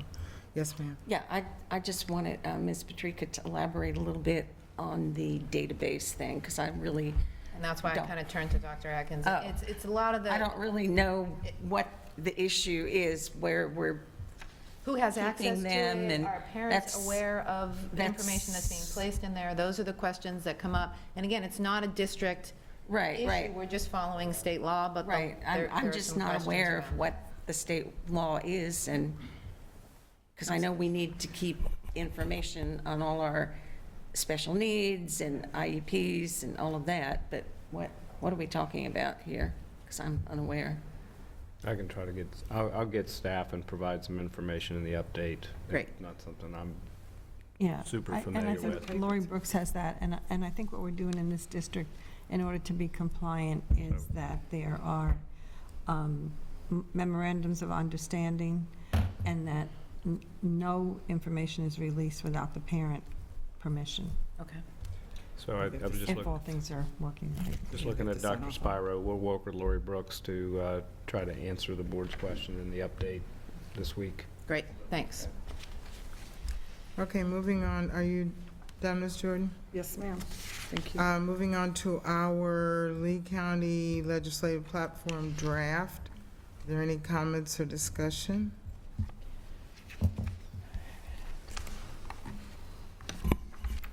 We don't, well, I don't think we've received it back since our last conversation. I don't have it. No, They we were still did. working on Carol, Ms. Green sent it out, I thought, to everyone. She did, because she made a comment to the effect that, Yes. 'Cause I received it when we were at the consortium, but I think she sent it to everybody. You had a comment, Dr. Atkins? Well, just when we learned this was an item, I think yeah, we're still Lauren, working if you on want to come up and address it, we just had some questions and clarifications that we would like to get from the board moving forward, and then give you some update in terms of where we are on working on some of the specifics behind some of these items, like the comprehensive health plan priority, as an example. Yeah, so staff met, good morning. Staff met with Carol last week and Ashley, and we went through everything that you all discussed at the workshop, and we put I put some verbiage together for each one of those things. Dr. Spiro and Lori Brooks are working on a dollar figure amount to go with the comprehensive health plan local priority, which they started working on right after our meeting with Carol and Ashley. And then we are also working on potentially one more priority that we would like to bring in front of the board that goes back to the school financing. It's an SREF question that we had, because what was the discussion was with operations is that something around changing or updating SREF, which hasn't been updated, I guess, in many years, could really help with the whole other topics of the using the capital outlay dollars in order to pay for per student station costs, as well as potentially changing the per student station costs what's the word I'm looking for? The way that they calculate the per student station cost. So Kathy was drawing up that language so that we could bring it back as well. So I'm hoping to have both of those things next week, and then we can send that out to the board. And then on top of that, we did discuss the legislative roundtable, which I think you all have a hold on your calendar for October 1st at Harns Marsh with our legislative folks from 1 to 3 p.m. Carol's working on organizing that with them. So just as it relates to the SRF, Kathy Ebal had indicated, as Lauren had said, there is a significant need for revision of SRF in the state of Florida. That is probably not a short-term solution. If they were to do a much-needed revision of SRF, it would probably cost districts significant dollars in the construction of school facilities. Again, we felt we would want to continue, though, with our current priority because we thought that maybe we could get that accomplished this year. But the two go hand in hand. If we were able to accomplish both, that would be great because it would reduce probably construction costs and also provide our district more flexibility in how it uses its capital dollars, particularly those that are raised locally. And I do apologize, I do have it, but I was looking for the clean one. It's just the draft. I do have that, so I apologize. So are we looking at adding that to the school construction requirements or a completely separate item? At this point, we were looking at having 3 separate for school construction. Okay. So that would be an additional one. But obviously, that's predicated on you looking at it and agreeing that that's what you want to do. And you'll send out the verbiage of that Yep. to us? Yeah. Hopefully next week, we'll have all of that ready and be able to get you the verbiage for that. And then add it in here as a Yep. addition to the draft? Yes, Okay. absolutely. Other- We need to pull it off of Tuesday's action meeting? Yeah, 'cause it's It not gonna be seems ready. as though it will not be ready, right? Okay. Yeah. Yes. Any other questions regarding the priorities? Okay, thank you very much. Okay, now we have the travel budget, and I'm sorry, did Cindy leave? Is there any way we, oh, okay, do you want to come up and do that?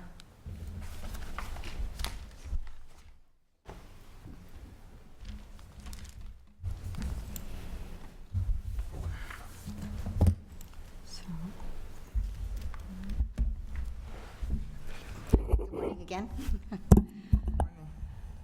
As mentioned earlier, a while back in March, I believe, Dr. Carlin and I met individually with board members, and we talked about ways to look at cost-saving measures across the board budget, and the main area really was the travel budget.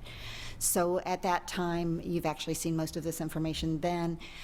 We looked at what does it say in protocol right now, and that information says that a certain amount will be set aside for our legislative liaisons to make sure that they are able to attend the events that are required by those positions, and that the remainder will be divided amongst the board members. To my knowledge, that protocol has not been followed.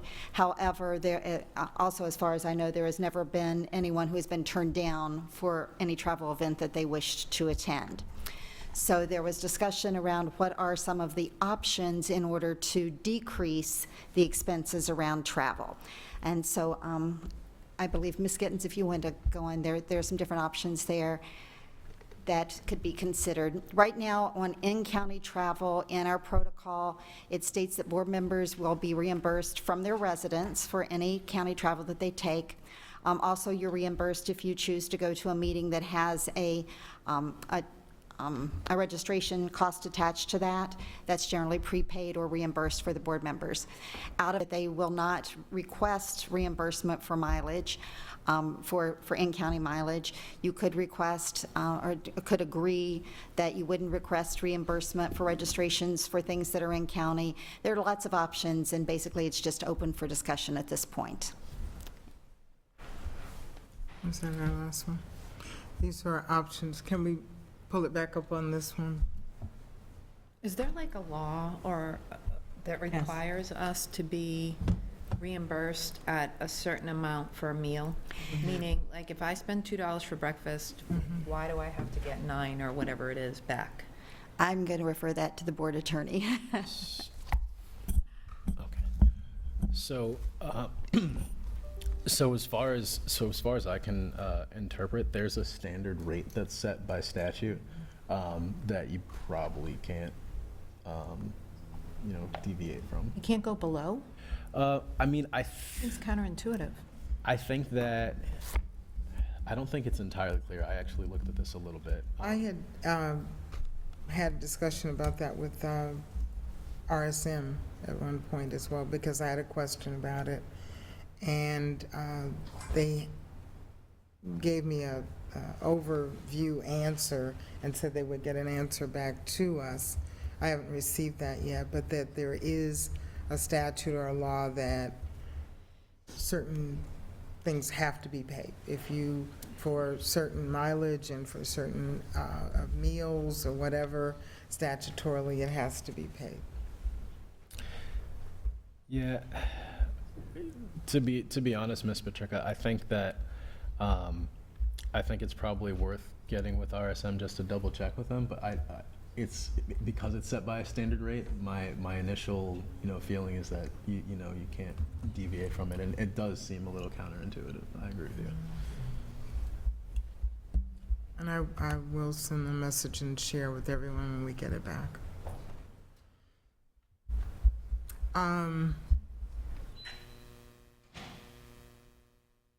Pros and cons. Okay, so discussion about the travel. Can we have that put back up on this screen? Thank you.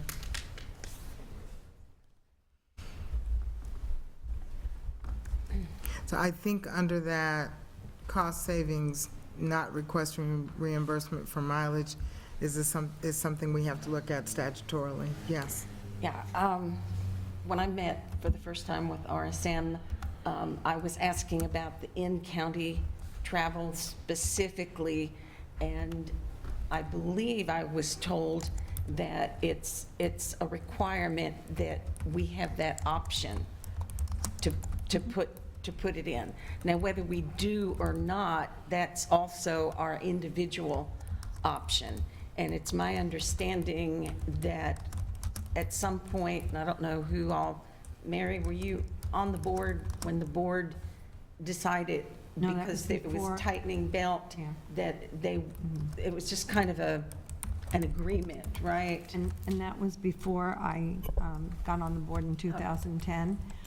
But then that fluctuated a little bit afterwards. Some people did take the required rate, and others chose not to. Yeah. So. Yeah, and so we can't put it out there as a requirement that nobody's going to take that. Personally, I haven't done it when, when we're going to an event, or, lots of times we go to things where our ticket is paid for and that sort of thing. And my feeling is, as board members, for me, that we are well paid.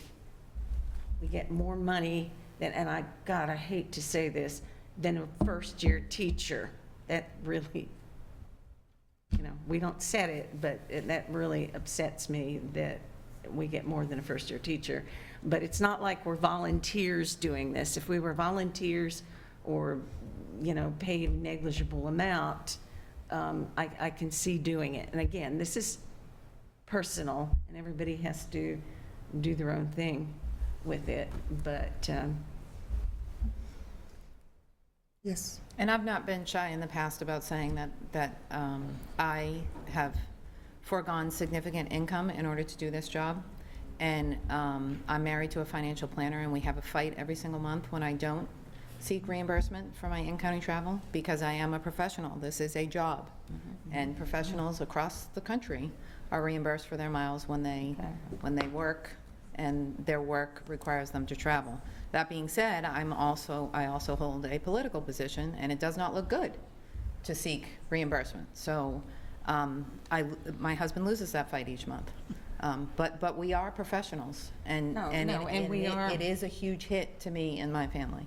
So just a different perspective. I understand it, and that's why I'm saying it's, for me, personally how I feel on it. And I know sometimes the board, I was told that once upon a time, the board, in a cost-saving measure, just took it upon themselves to say, hey, for these events that we go to in county, that we wouldn't. Right. I think they did that around 2007, and I don't know that it was for a time certain, but then as the economy started to come back, there was less angst about it, I guess. So it was an individual choice, which I think we have that individual choice. I agree. Yeah. Yeah, and by law, it has to be offered. The next item on the list is a little more concerning to me. I didn't even realize that it was permissible or a practice to charge from your home to the district office. Like that's you're going to work. You don't get paid, like as a professional in any profession, you don't get paid mileage to go to work. So I didn't even know that was an option. And I think, is that something we as a board can agree not to do, not to reimburse for? Or does that violate statute? Chris? We Attorney kind of Sanders. have to wait until we get that statute. I think Ms. McClung has it. Well, I believe if you don't try to change policy, as long as you are just coming to agreement upon a protocol, because I did have a conversation with the attorney this morning around this, as long as you agree as a group that this particular board has agreed that you will not seek mileage for whatever those parameters are that you choose, such as from home to the district, then that's an agreement that can go into protocol for this board, which can then be changed by an additional board if they, or by this board if circumstances change. So do I hear that there may be a desire to agree that this board will not charge or will not request reimbursement for mileage from their residents to the district office? Well, yeah. I thought that was, I thought that was. I didn't even know that was I didn't an know I don't know that anyone that. does. It is in policy that you can, but it's, I Really? don't, yeah. So then the next piece related to that is, Wait a minute, we didn't get consensus. I'm sorry, thumbs, Can I you thought he repeat did see. that, please? I'm sorry. I didn't even. Is there agreement that board members in this board will choose not to seek reimbursement from home to the district office? I'm back. Before you do that. Yes, sir. I'd like, Dr. Desmore, just so we know what you can and cannot do definitively according to statute. Just referencing, and Mr. Saunders, please let me know what your thought is on this as well. The statute 1001.39 specifically outlines the district school board members and travel expenses, and it does say in the last sentence of that mileage allowance in the amount provided by law of reimbursement of travel expenses when authorized shall be computed from the member's place of residence to the place of the meeting or function and return. So I think that statute is recognizing the fact that, almost recognizing your home as the place of business. So I just wanted to point that out as you all have your discussion and make the decision. So 101.39. Right. Yes? Okay. Yeah, no, that's correct. I think, though, that's talking about the calculation of the mileage. I don't know that means that you're required to. No, I completely agree. In all cases, you are not required to submit that if you choose not to. However, if you choose to, that would be what we would, by law, what we would need to reimburse at, but that does not require you to submit that reimbursement. I agree. Yeah. Any questions? Right? Can you restate what you were? Yeah, sure. So. Thank you, by the way, Dr. Desmore. So the idea on the table is that members of this board would agree that they will not request reimbursement to and from the district office for the purpose of work from their residents.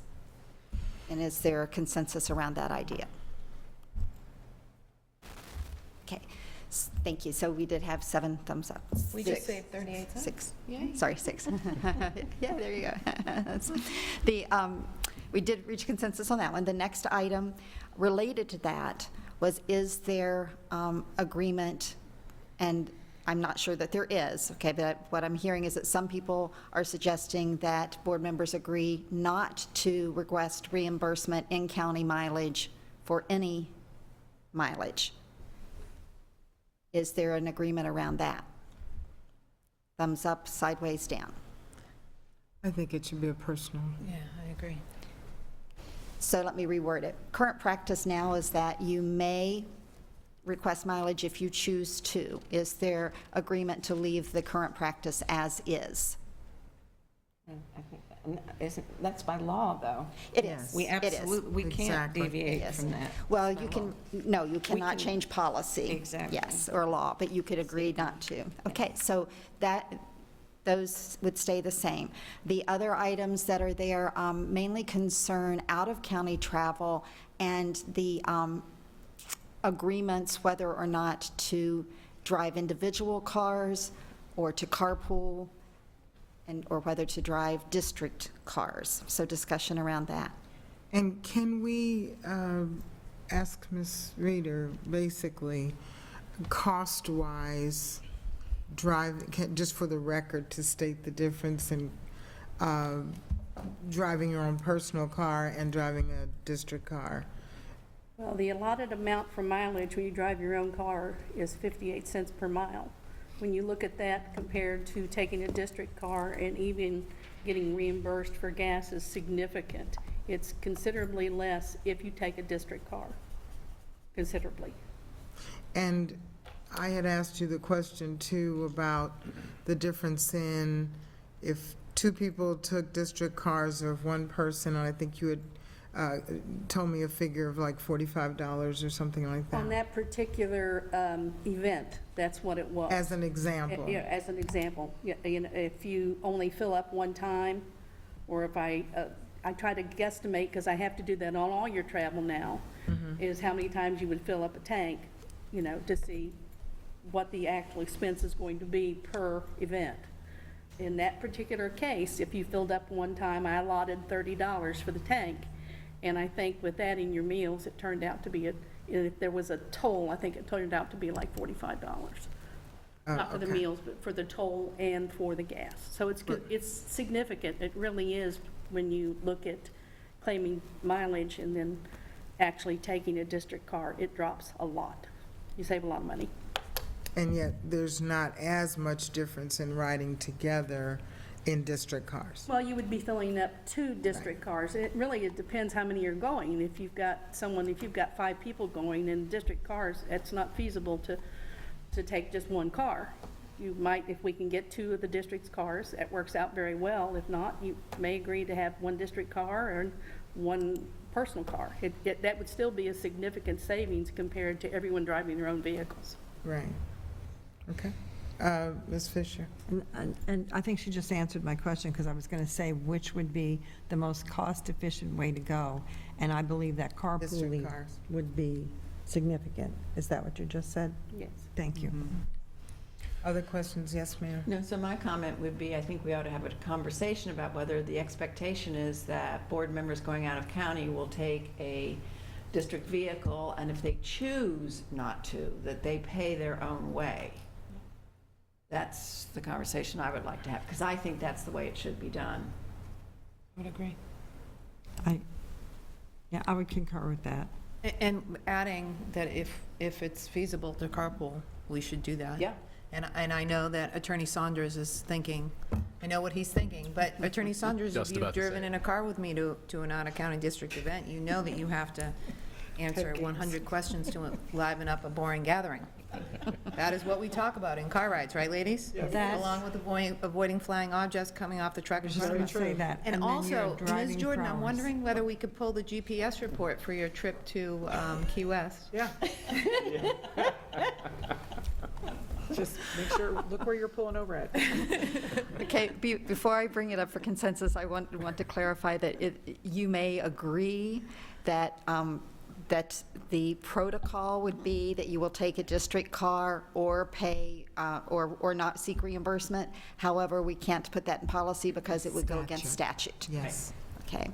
Exactly. So is there agreement that you would like to put into protocol that normal protocol would be for out-of-county trips, board members will seek to take a district car, and that if they choose not to seek a district car, they will not seek reimbursement for mileage.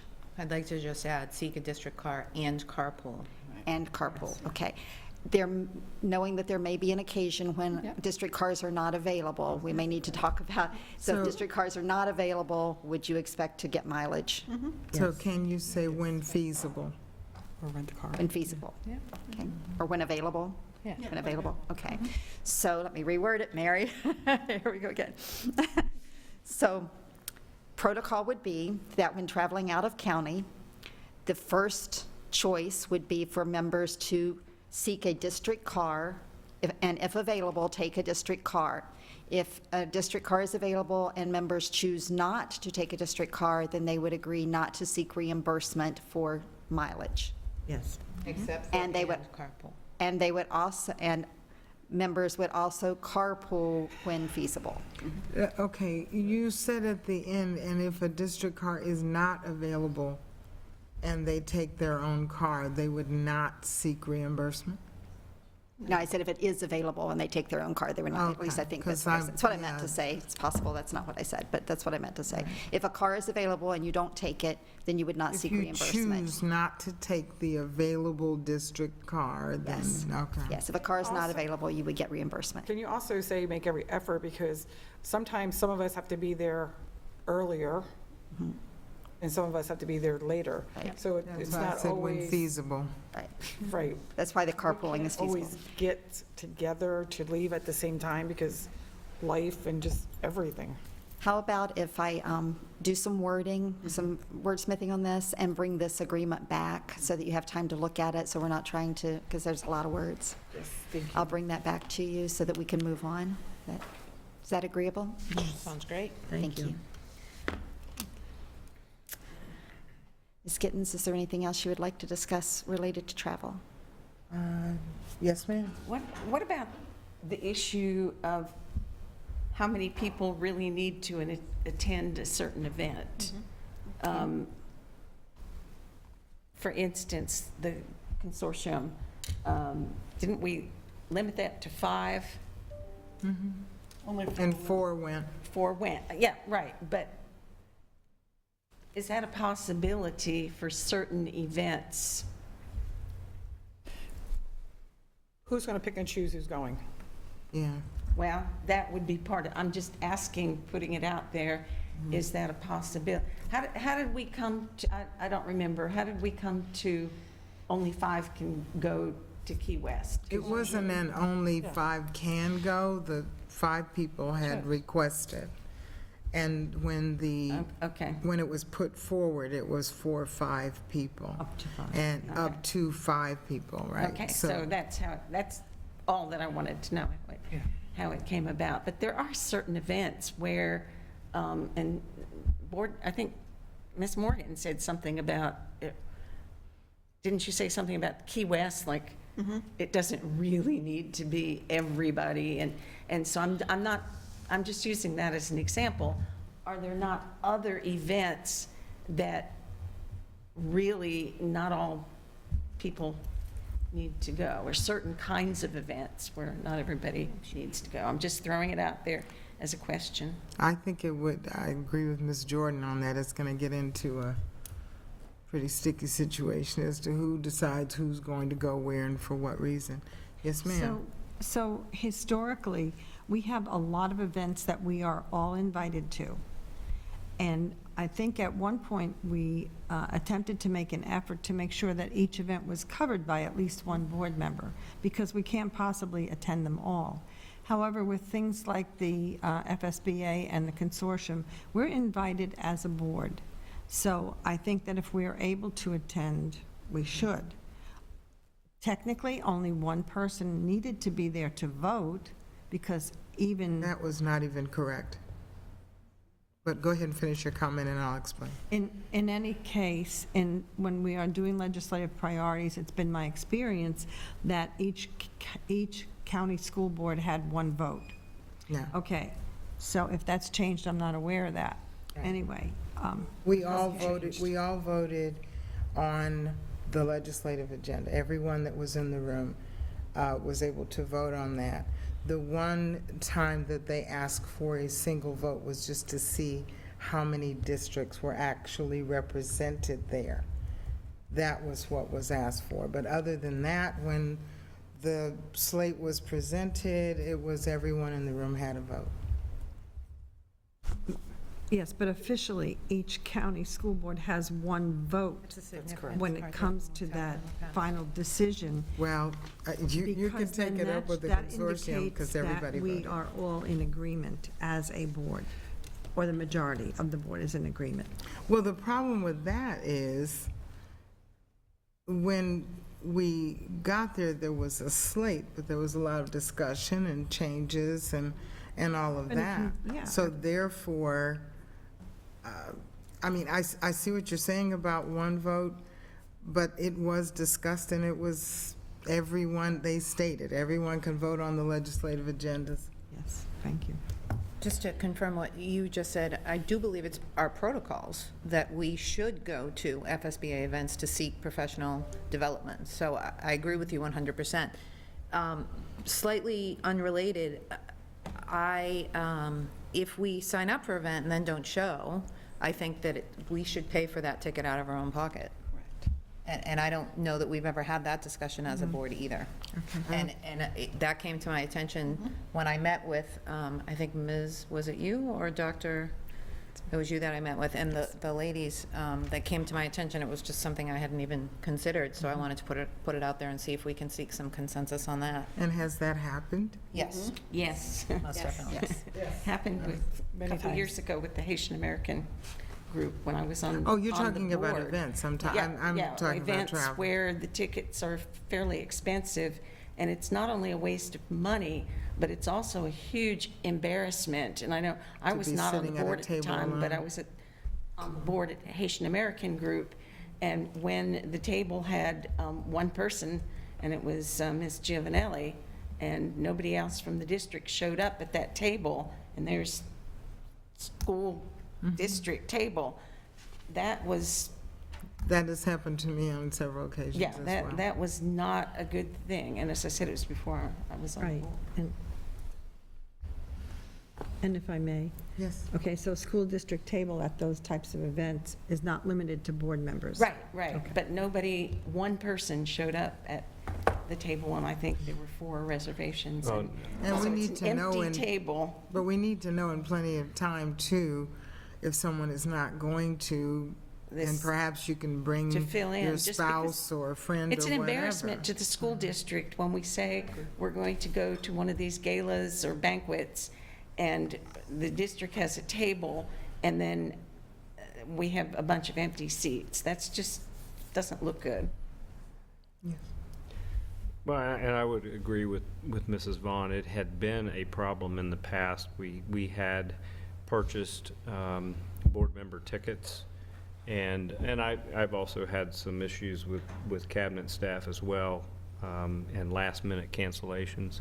So, that's an emphasis we've made at the cabinet level, and I would encourage you to do it at the board level. That if a board member commits or a cabinet member commits to being at an event, that they do show up for the event.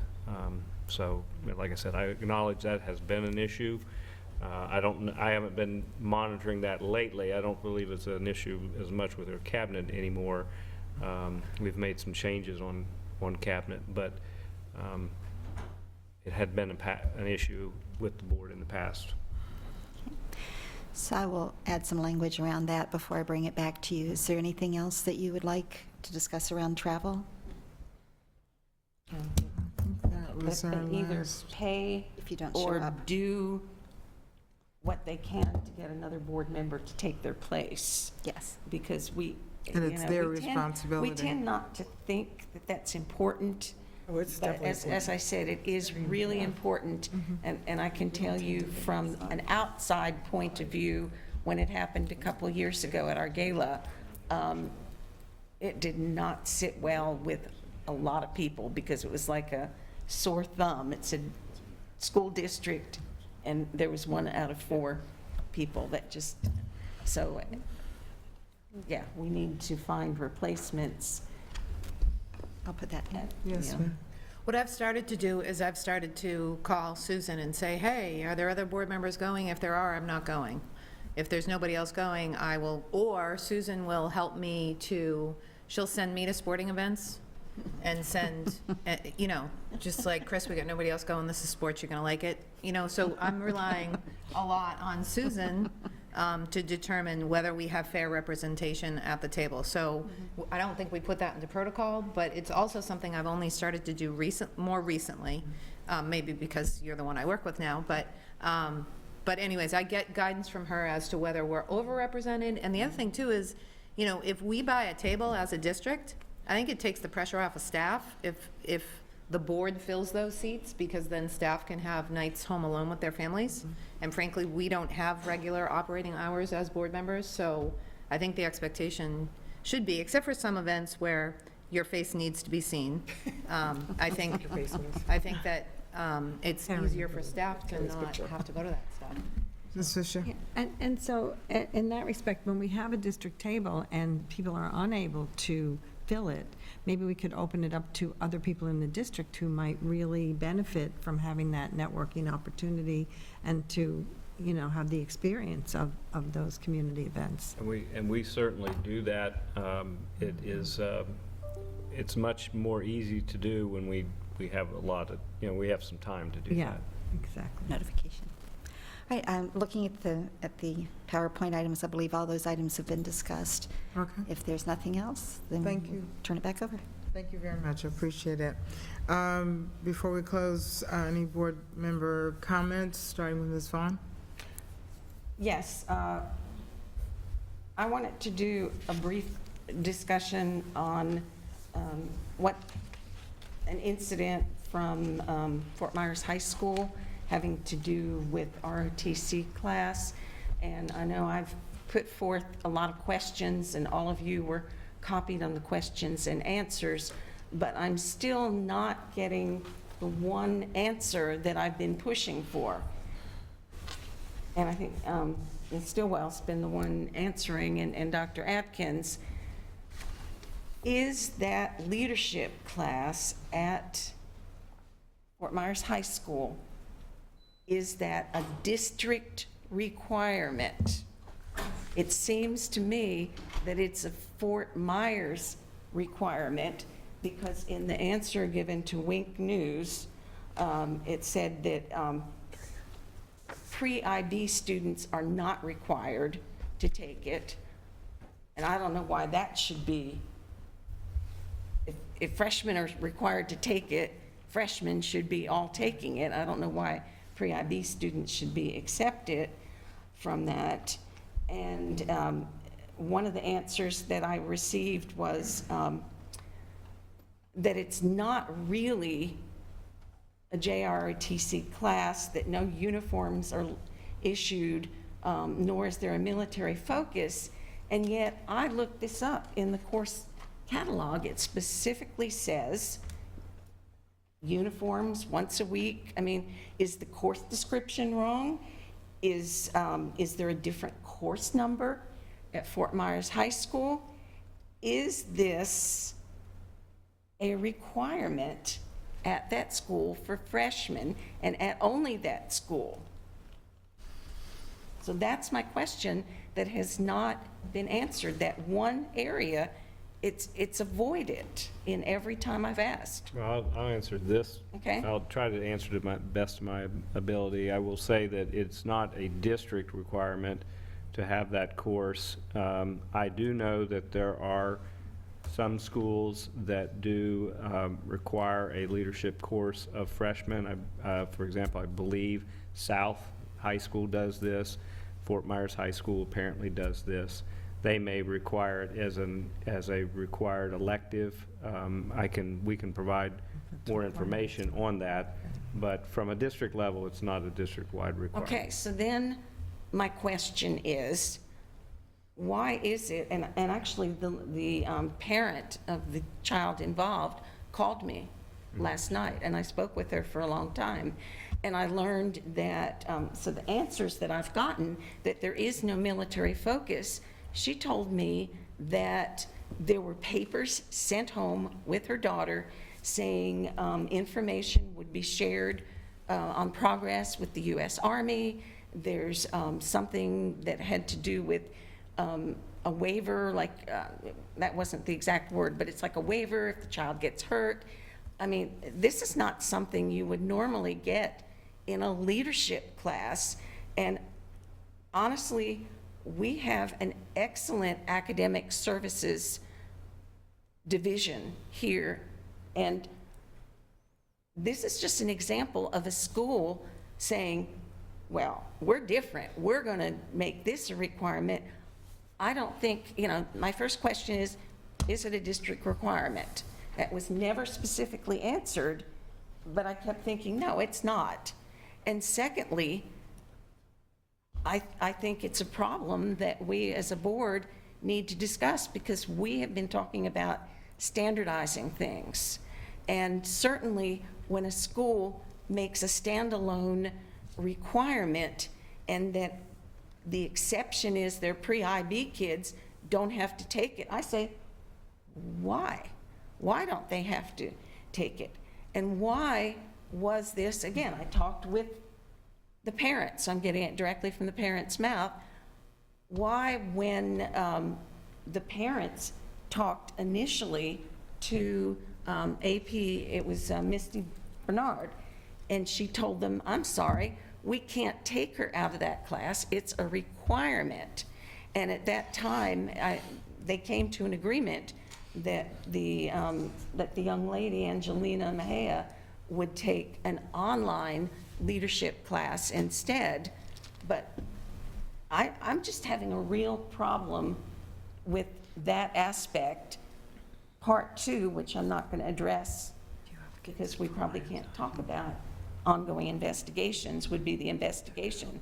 But honestly, as a board, I think we need to look at schools that are taking it upon themselves to have school site-based requirements that do not fit with district requirements. Why do we have an academic services department for the district? Ms. Patrica mentioned earlier becoming a school district rather than a district of schools. I think this goes into the district of schools, where somebody in Fort Myers, I'm assuming the principal, took it upon himself to say, this is what we want to do, and we're going to do it. But If I may. Okay, my grandson goes there, so I Okay. asked him about this whole situation. freshman. Because he was a freshman last year, but because someone actually brought this up to me at a dinner that I was at last night, who actually went with the parents to the school, because I asked her why was she there? Kathy? And she said that they wanted a person to witness it. But when I did look online, it is required of traditional ninth graders. My grandson took an online course. His mother Where? believes in online courses. Where is this class, though? That's what I've been asking. It is on, if you look at the Fort Myers High School, if you go on their website, it is on that all students will be enrolled in digital media, multi-foundation, and a leadership education. And Leadership Academy is on that, which is Leadership Education 1. And then under, if you continue on, it tells you what leadership education is. There's no mention at all of any type of uniforms at all. It's just a course including development and basic leadership skills, including leadership principles, values, attributions, active learning strategies. It just goes on, like your lifestyle, awareness of substance abuse. And it's the same as kind of like the HOPE class. Yeah, but Ms. Jordan, you're not listening to what I'm saying. What I'm saying is, where in district curriculum guide is this particular course? Now, this course in our curriculum guide that we approved as a board, it has a specific number. If Fort Myers is offering a different leadership class, I'd like to know what the course number is. What course number are they using? Because I read the description and it talks about uniforms, and it's the identical name. I don't have the name in front of me, but honestly, I do not think that a student should be required to take a military science leadership class. Well, and what if, And I don't what if, think, it's Okay. just, why do we what have if there this? were an option to, this young lady was given the option of doing it digitally. So what if it's stated, you know, that was an option? Where a lot of kids wouldn't be taking this, but it wasn't stated, even when the parents, after the incident of this colonel teaching the class, putting his hands on this girl. And now that's a matter, That's investigation, all right. so we really shouldn't. All right, so even after they had an incident in the class, and they said, no, for various reasons, we don't want our daughter in that, they had to go to the principal. The assistant principal insisted, no, we can't take her out, it's a requirement. So if I may, what I'd like to do is just address, in general, I'm not as familiar with Fort Myers High School requirements, but in general, schools do follow obviously the required state curriculum. But within that, there are, you have some autonomy to determine what electives are. And that's where you do have differences among schools. And again, schools are also different. You've got some with an IB focus, an arts focus. You've got some like Dunbar High School that have a STEM focus, and that does somewhat determine what those elective offerings are.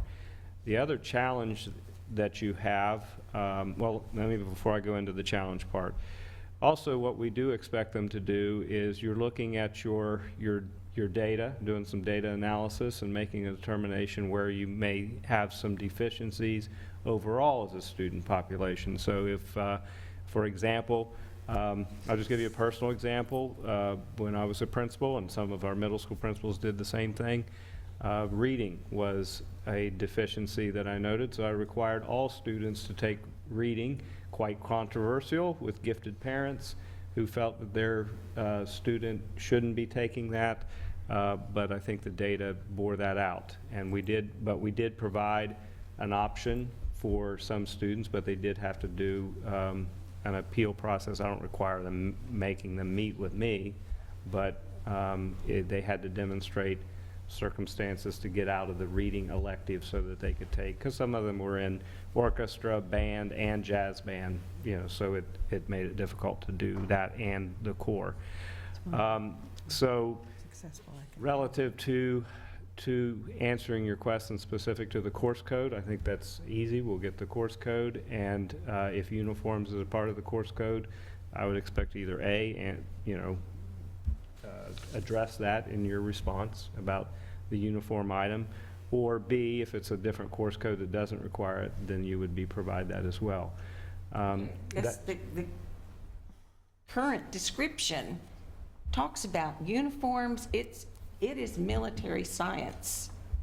I have no problem with leadership. I think that's a great thing for the kids to do. But military science, I have every respect for the military, but let's face it, there's some people, some kids that are not cut out for that, and if they're going to do it, why would they exempt? There has to be something on the agenda for exempting the pre-IB students. In other words, thinking because they're pre-IB, they're not needy of leadership. Well, if you've taught pre-anything with advanced kids, that's not true. That's a bad assumption.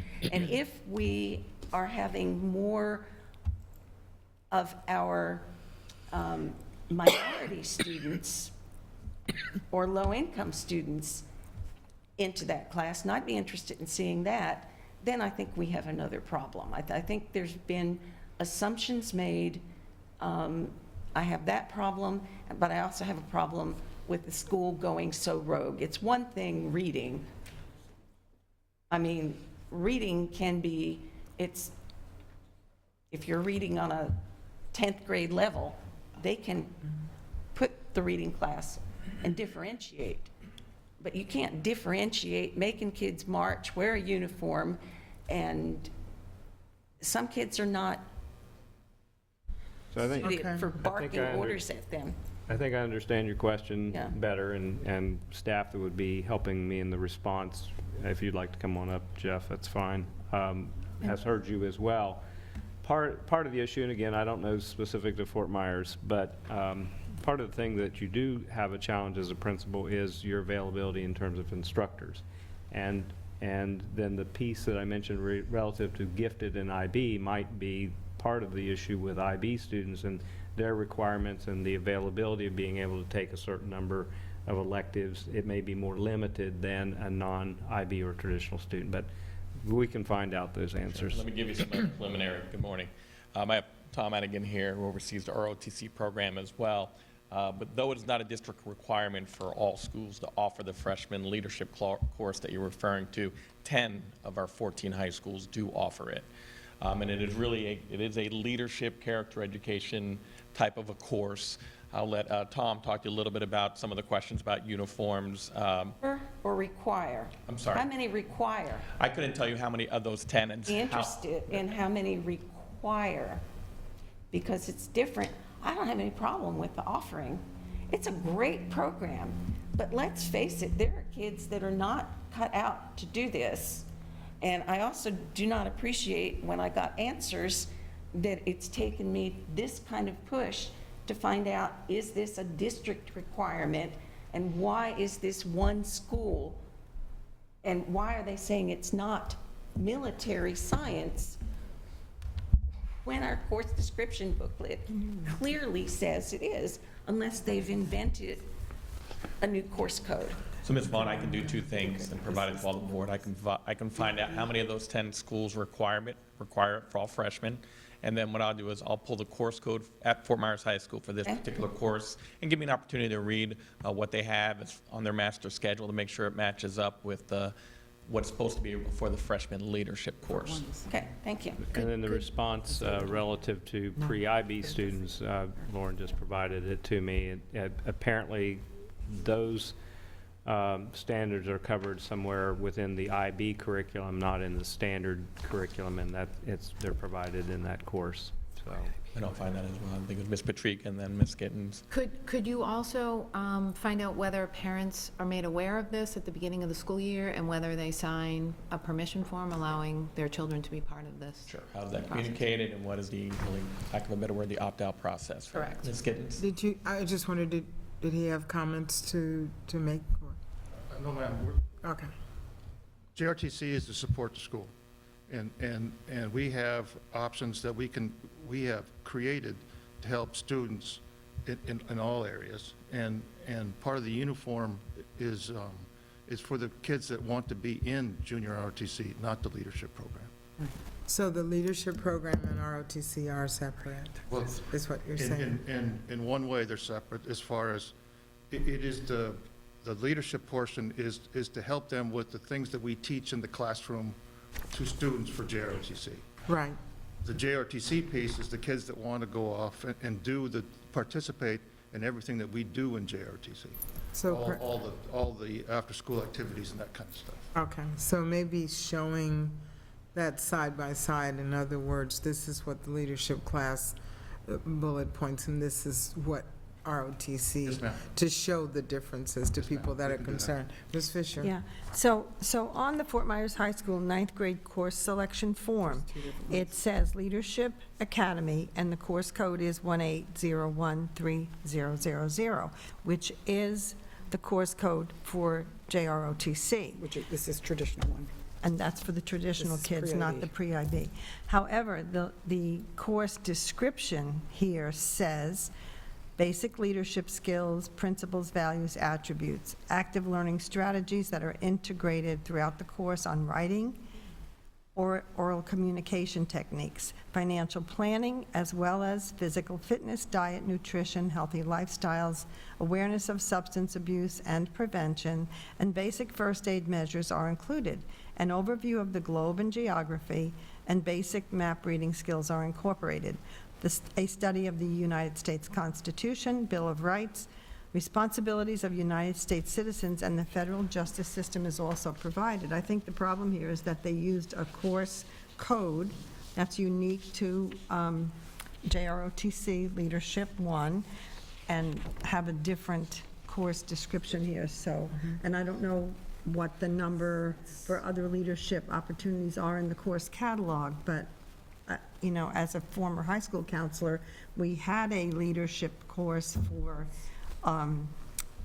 freshmen that was not JROTC. Because are there curriculum maps for this? Can you, Curriculum maps? Yes, yes.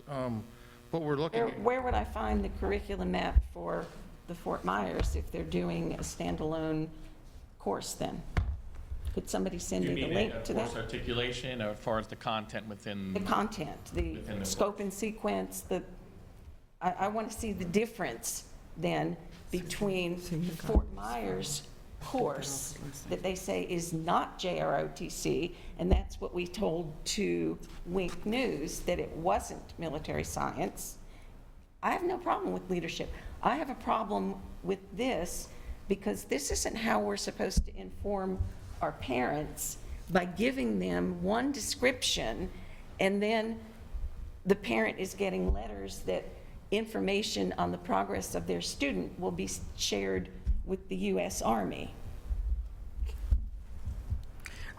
Ms. Jordan. What I was just going to share too, and speaking to my grandson last night, because he had said to me, he took Hope class during the summer, which excluded him from having to do with this because he already got his credit for that.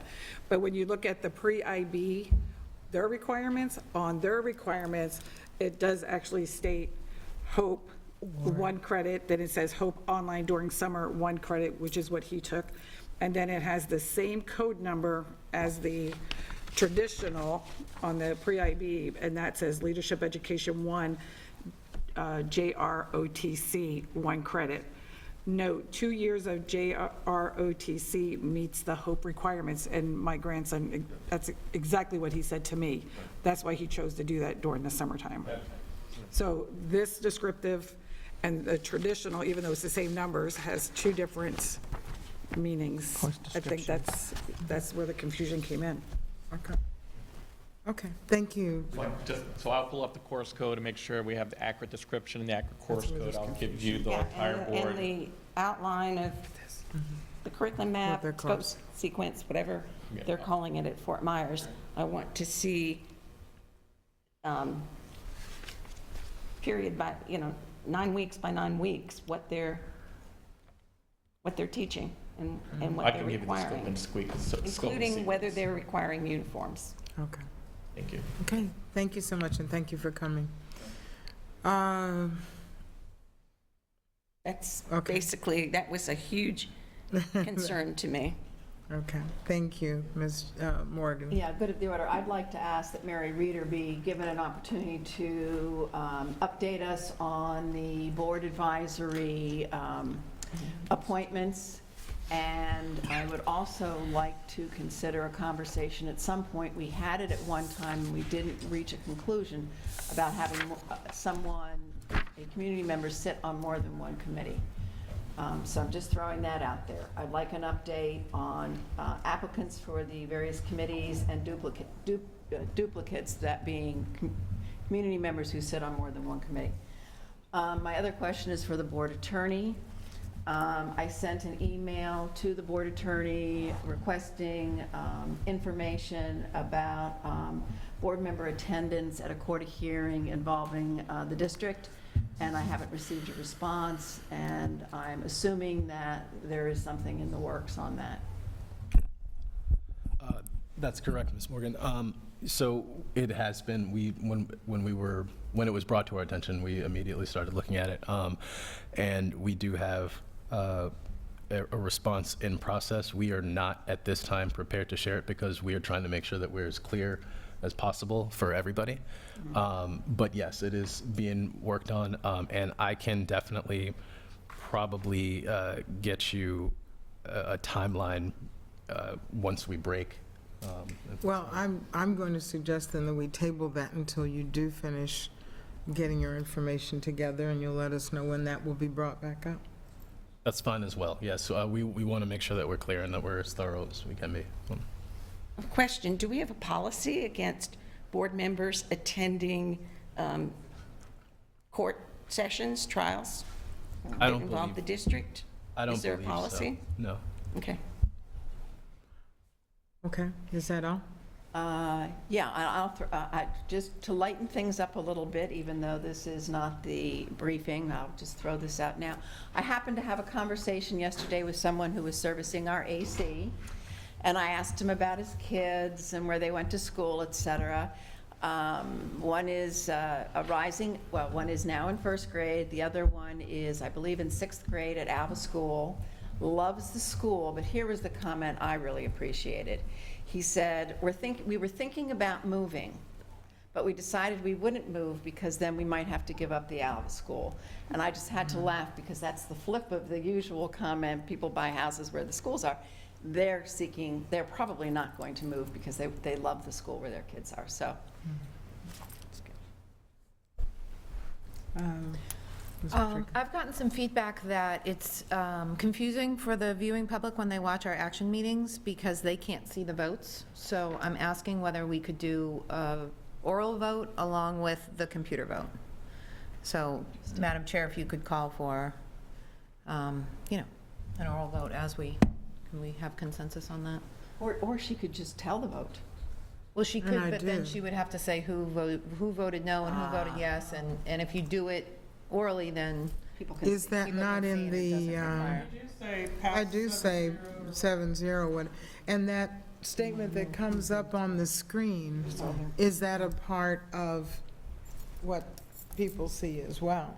So could you say? So it just comes up I and don't know goes that the away? camera is showing the screen, I don't know that. And it's not a part of, you just say in there 7-0, whatever. Yes, Ms. So at the county commission, they say 5-2 with so-and-so and so-and-so dissenting. So then that would give the people the information that they need. That's it. Okay, Ms. Jordan? My comments are, I'm glad school is in, like grandkids are all happy, and thank you.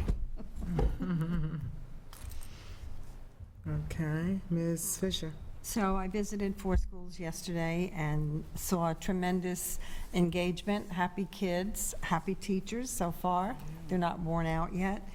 But my great-grandson is in the 3rd grade, and they had some activities where they had to tell in writing about, how they're adjusting to their 3rd grade year.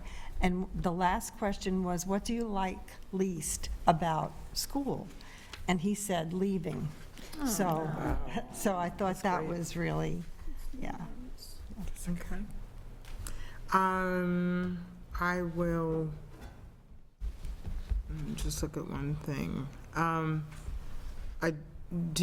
will save my other comments for another meeting, but I do want to say for the record that when I mentioned that other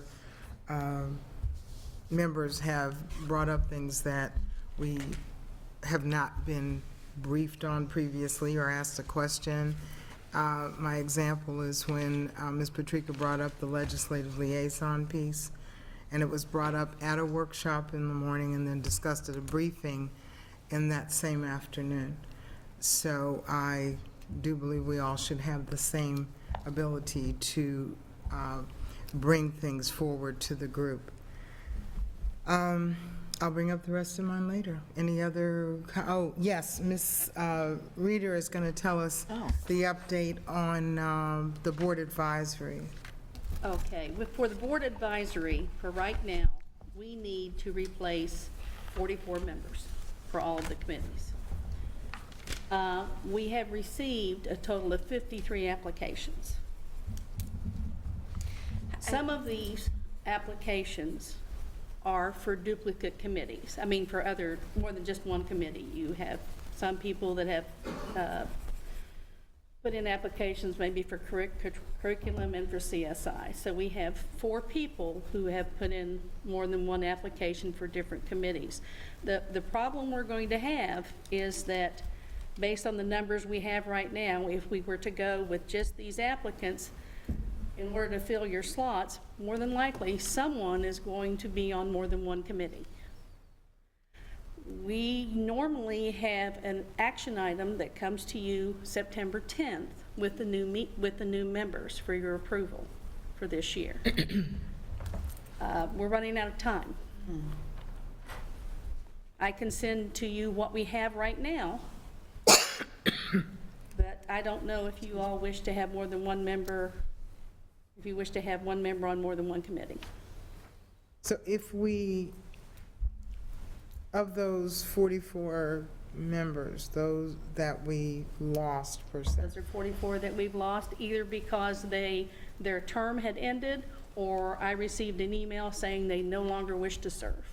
can we sort out between the two, the ones that, if their term ended, Sure. there's a possibility they still may want to continue if asked, as opposed to the ones that said, I'm done, I'm through, take me off? I will tell you that at each of the advisory committees, I was under the impression that they were told, your time is ending. If you wish to continue on, or be considered to continue on this committee, you needed to submit a new application. So, Right, but I mean, they may be a little more pliable if, we call the different ones from our different areas. So do you have the whole list of names or the applications that we can look through at this yes, point? I can send you what I have. Right, okay, and that way we can at least see whose district is, in most need. And in the meantime, I would just suggest that everyone start asking and emailing, and I'm on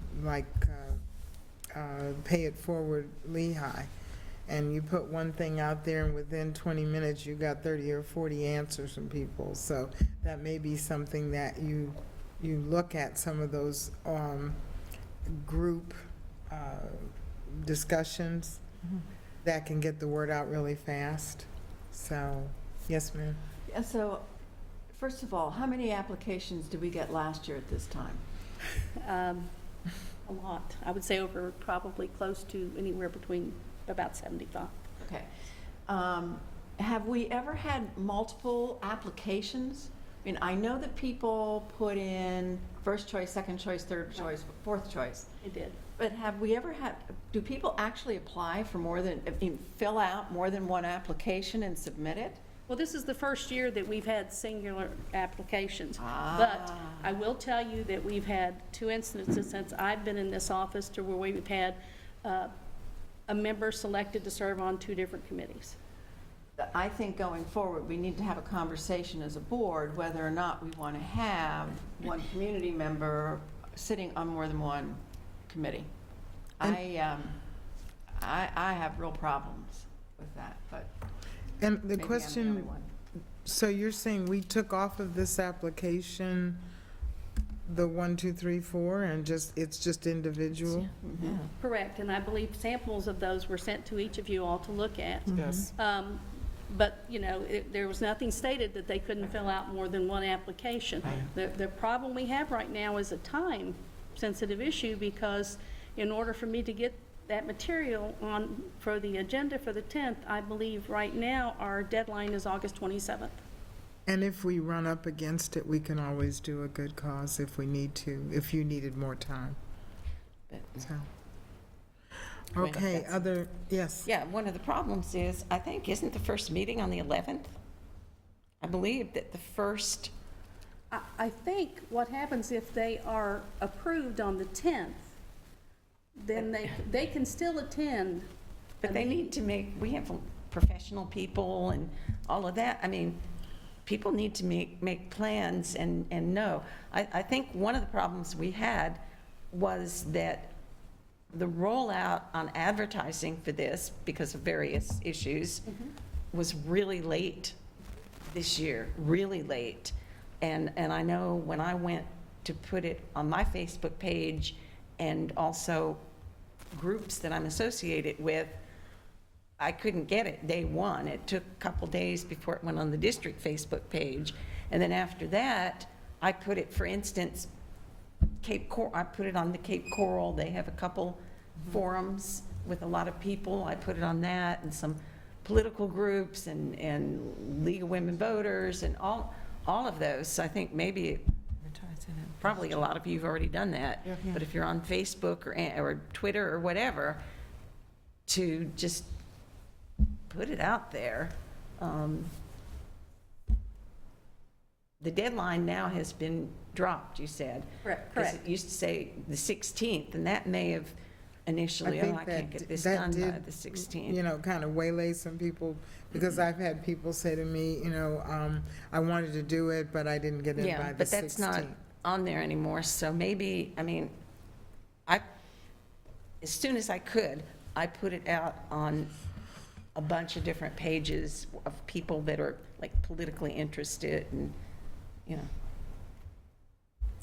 Okay, well, you will keep us posted. You will send out what we have already, and the rest of us need to kind of lead the charge to stir up people in the community.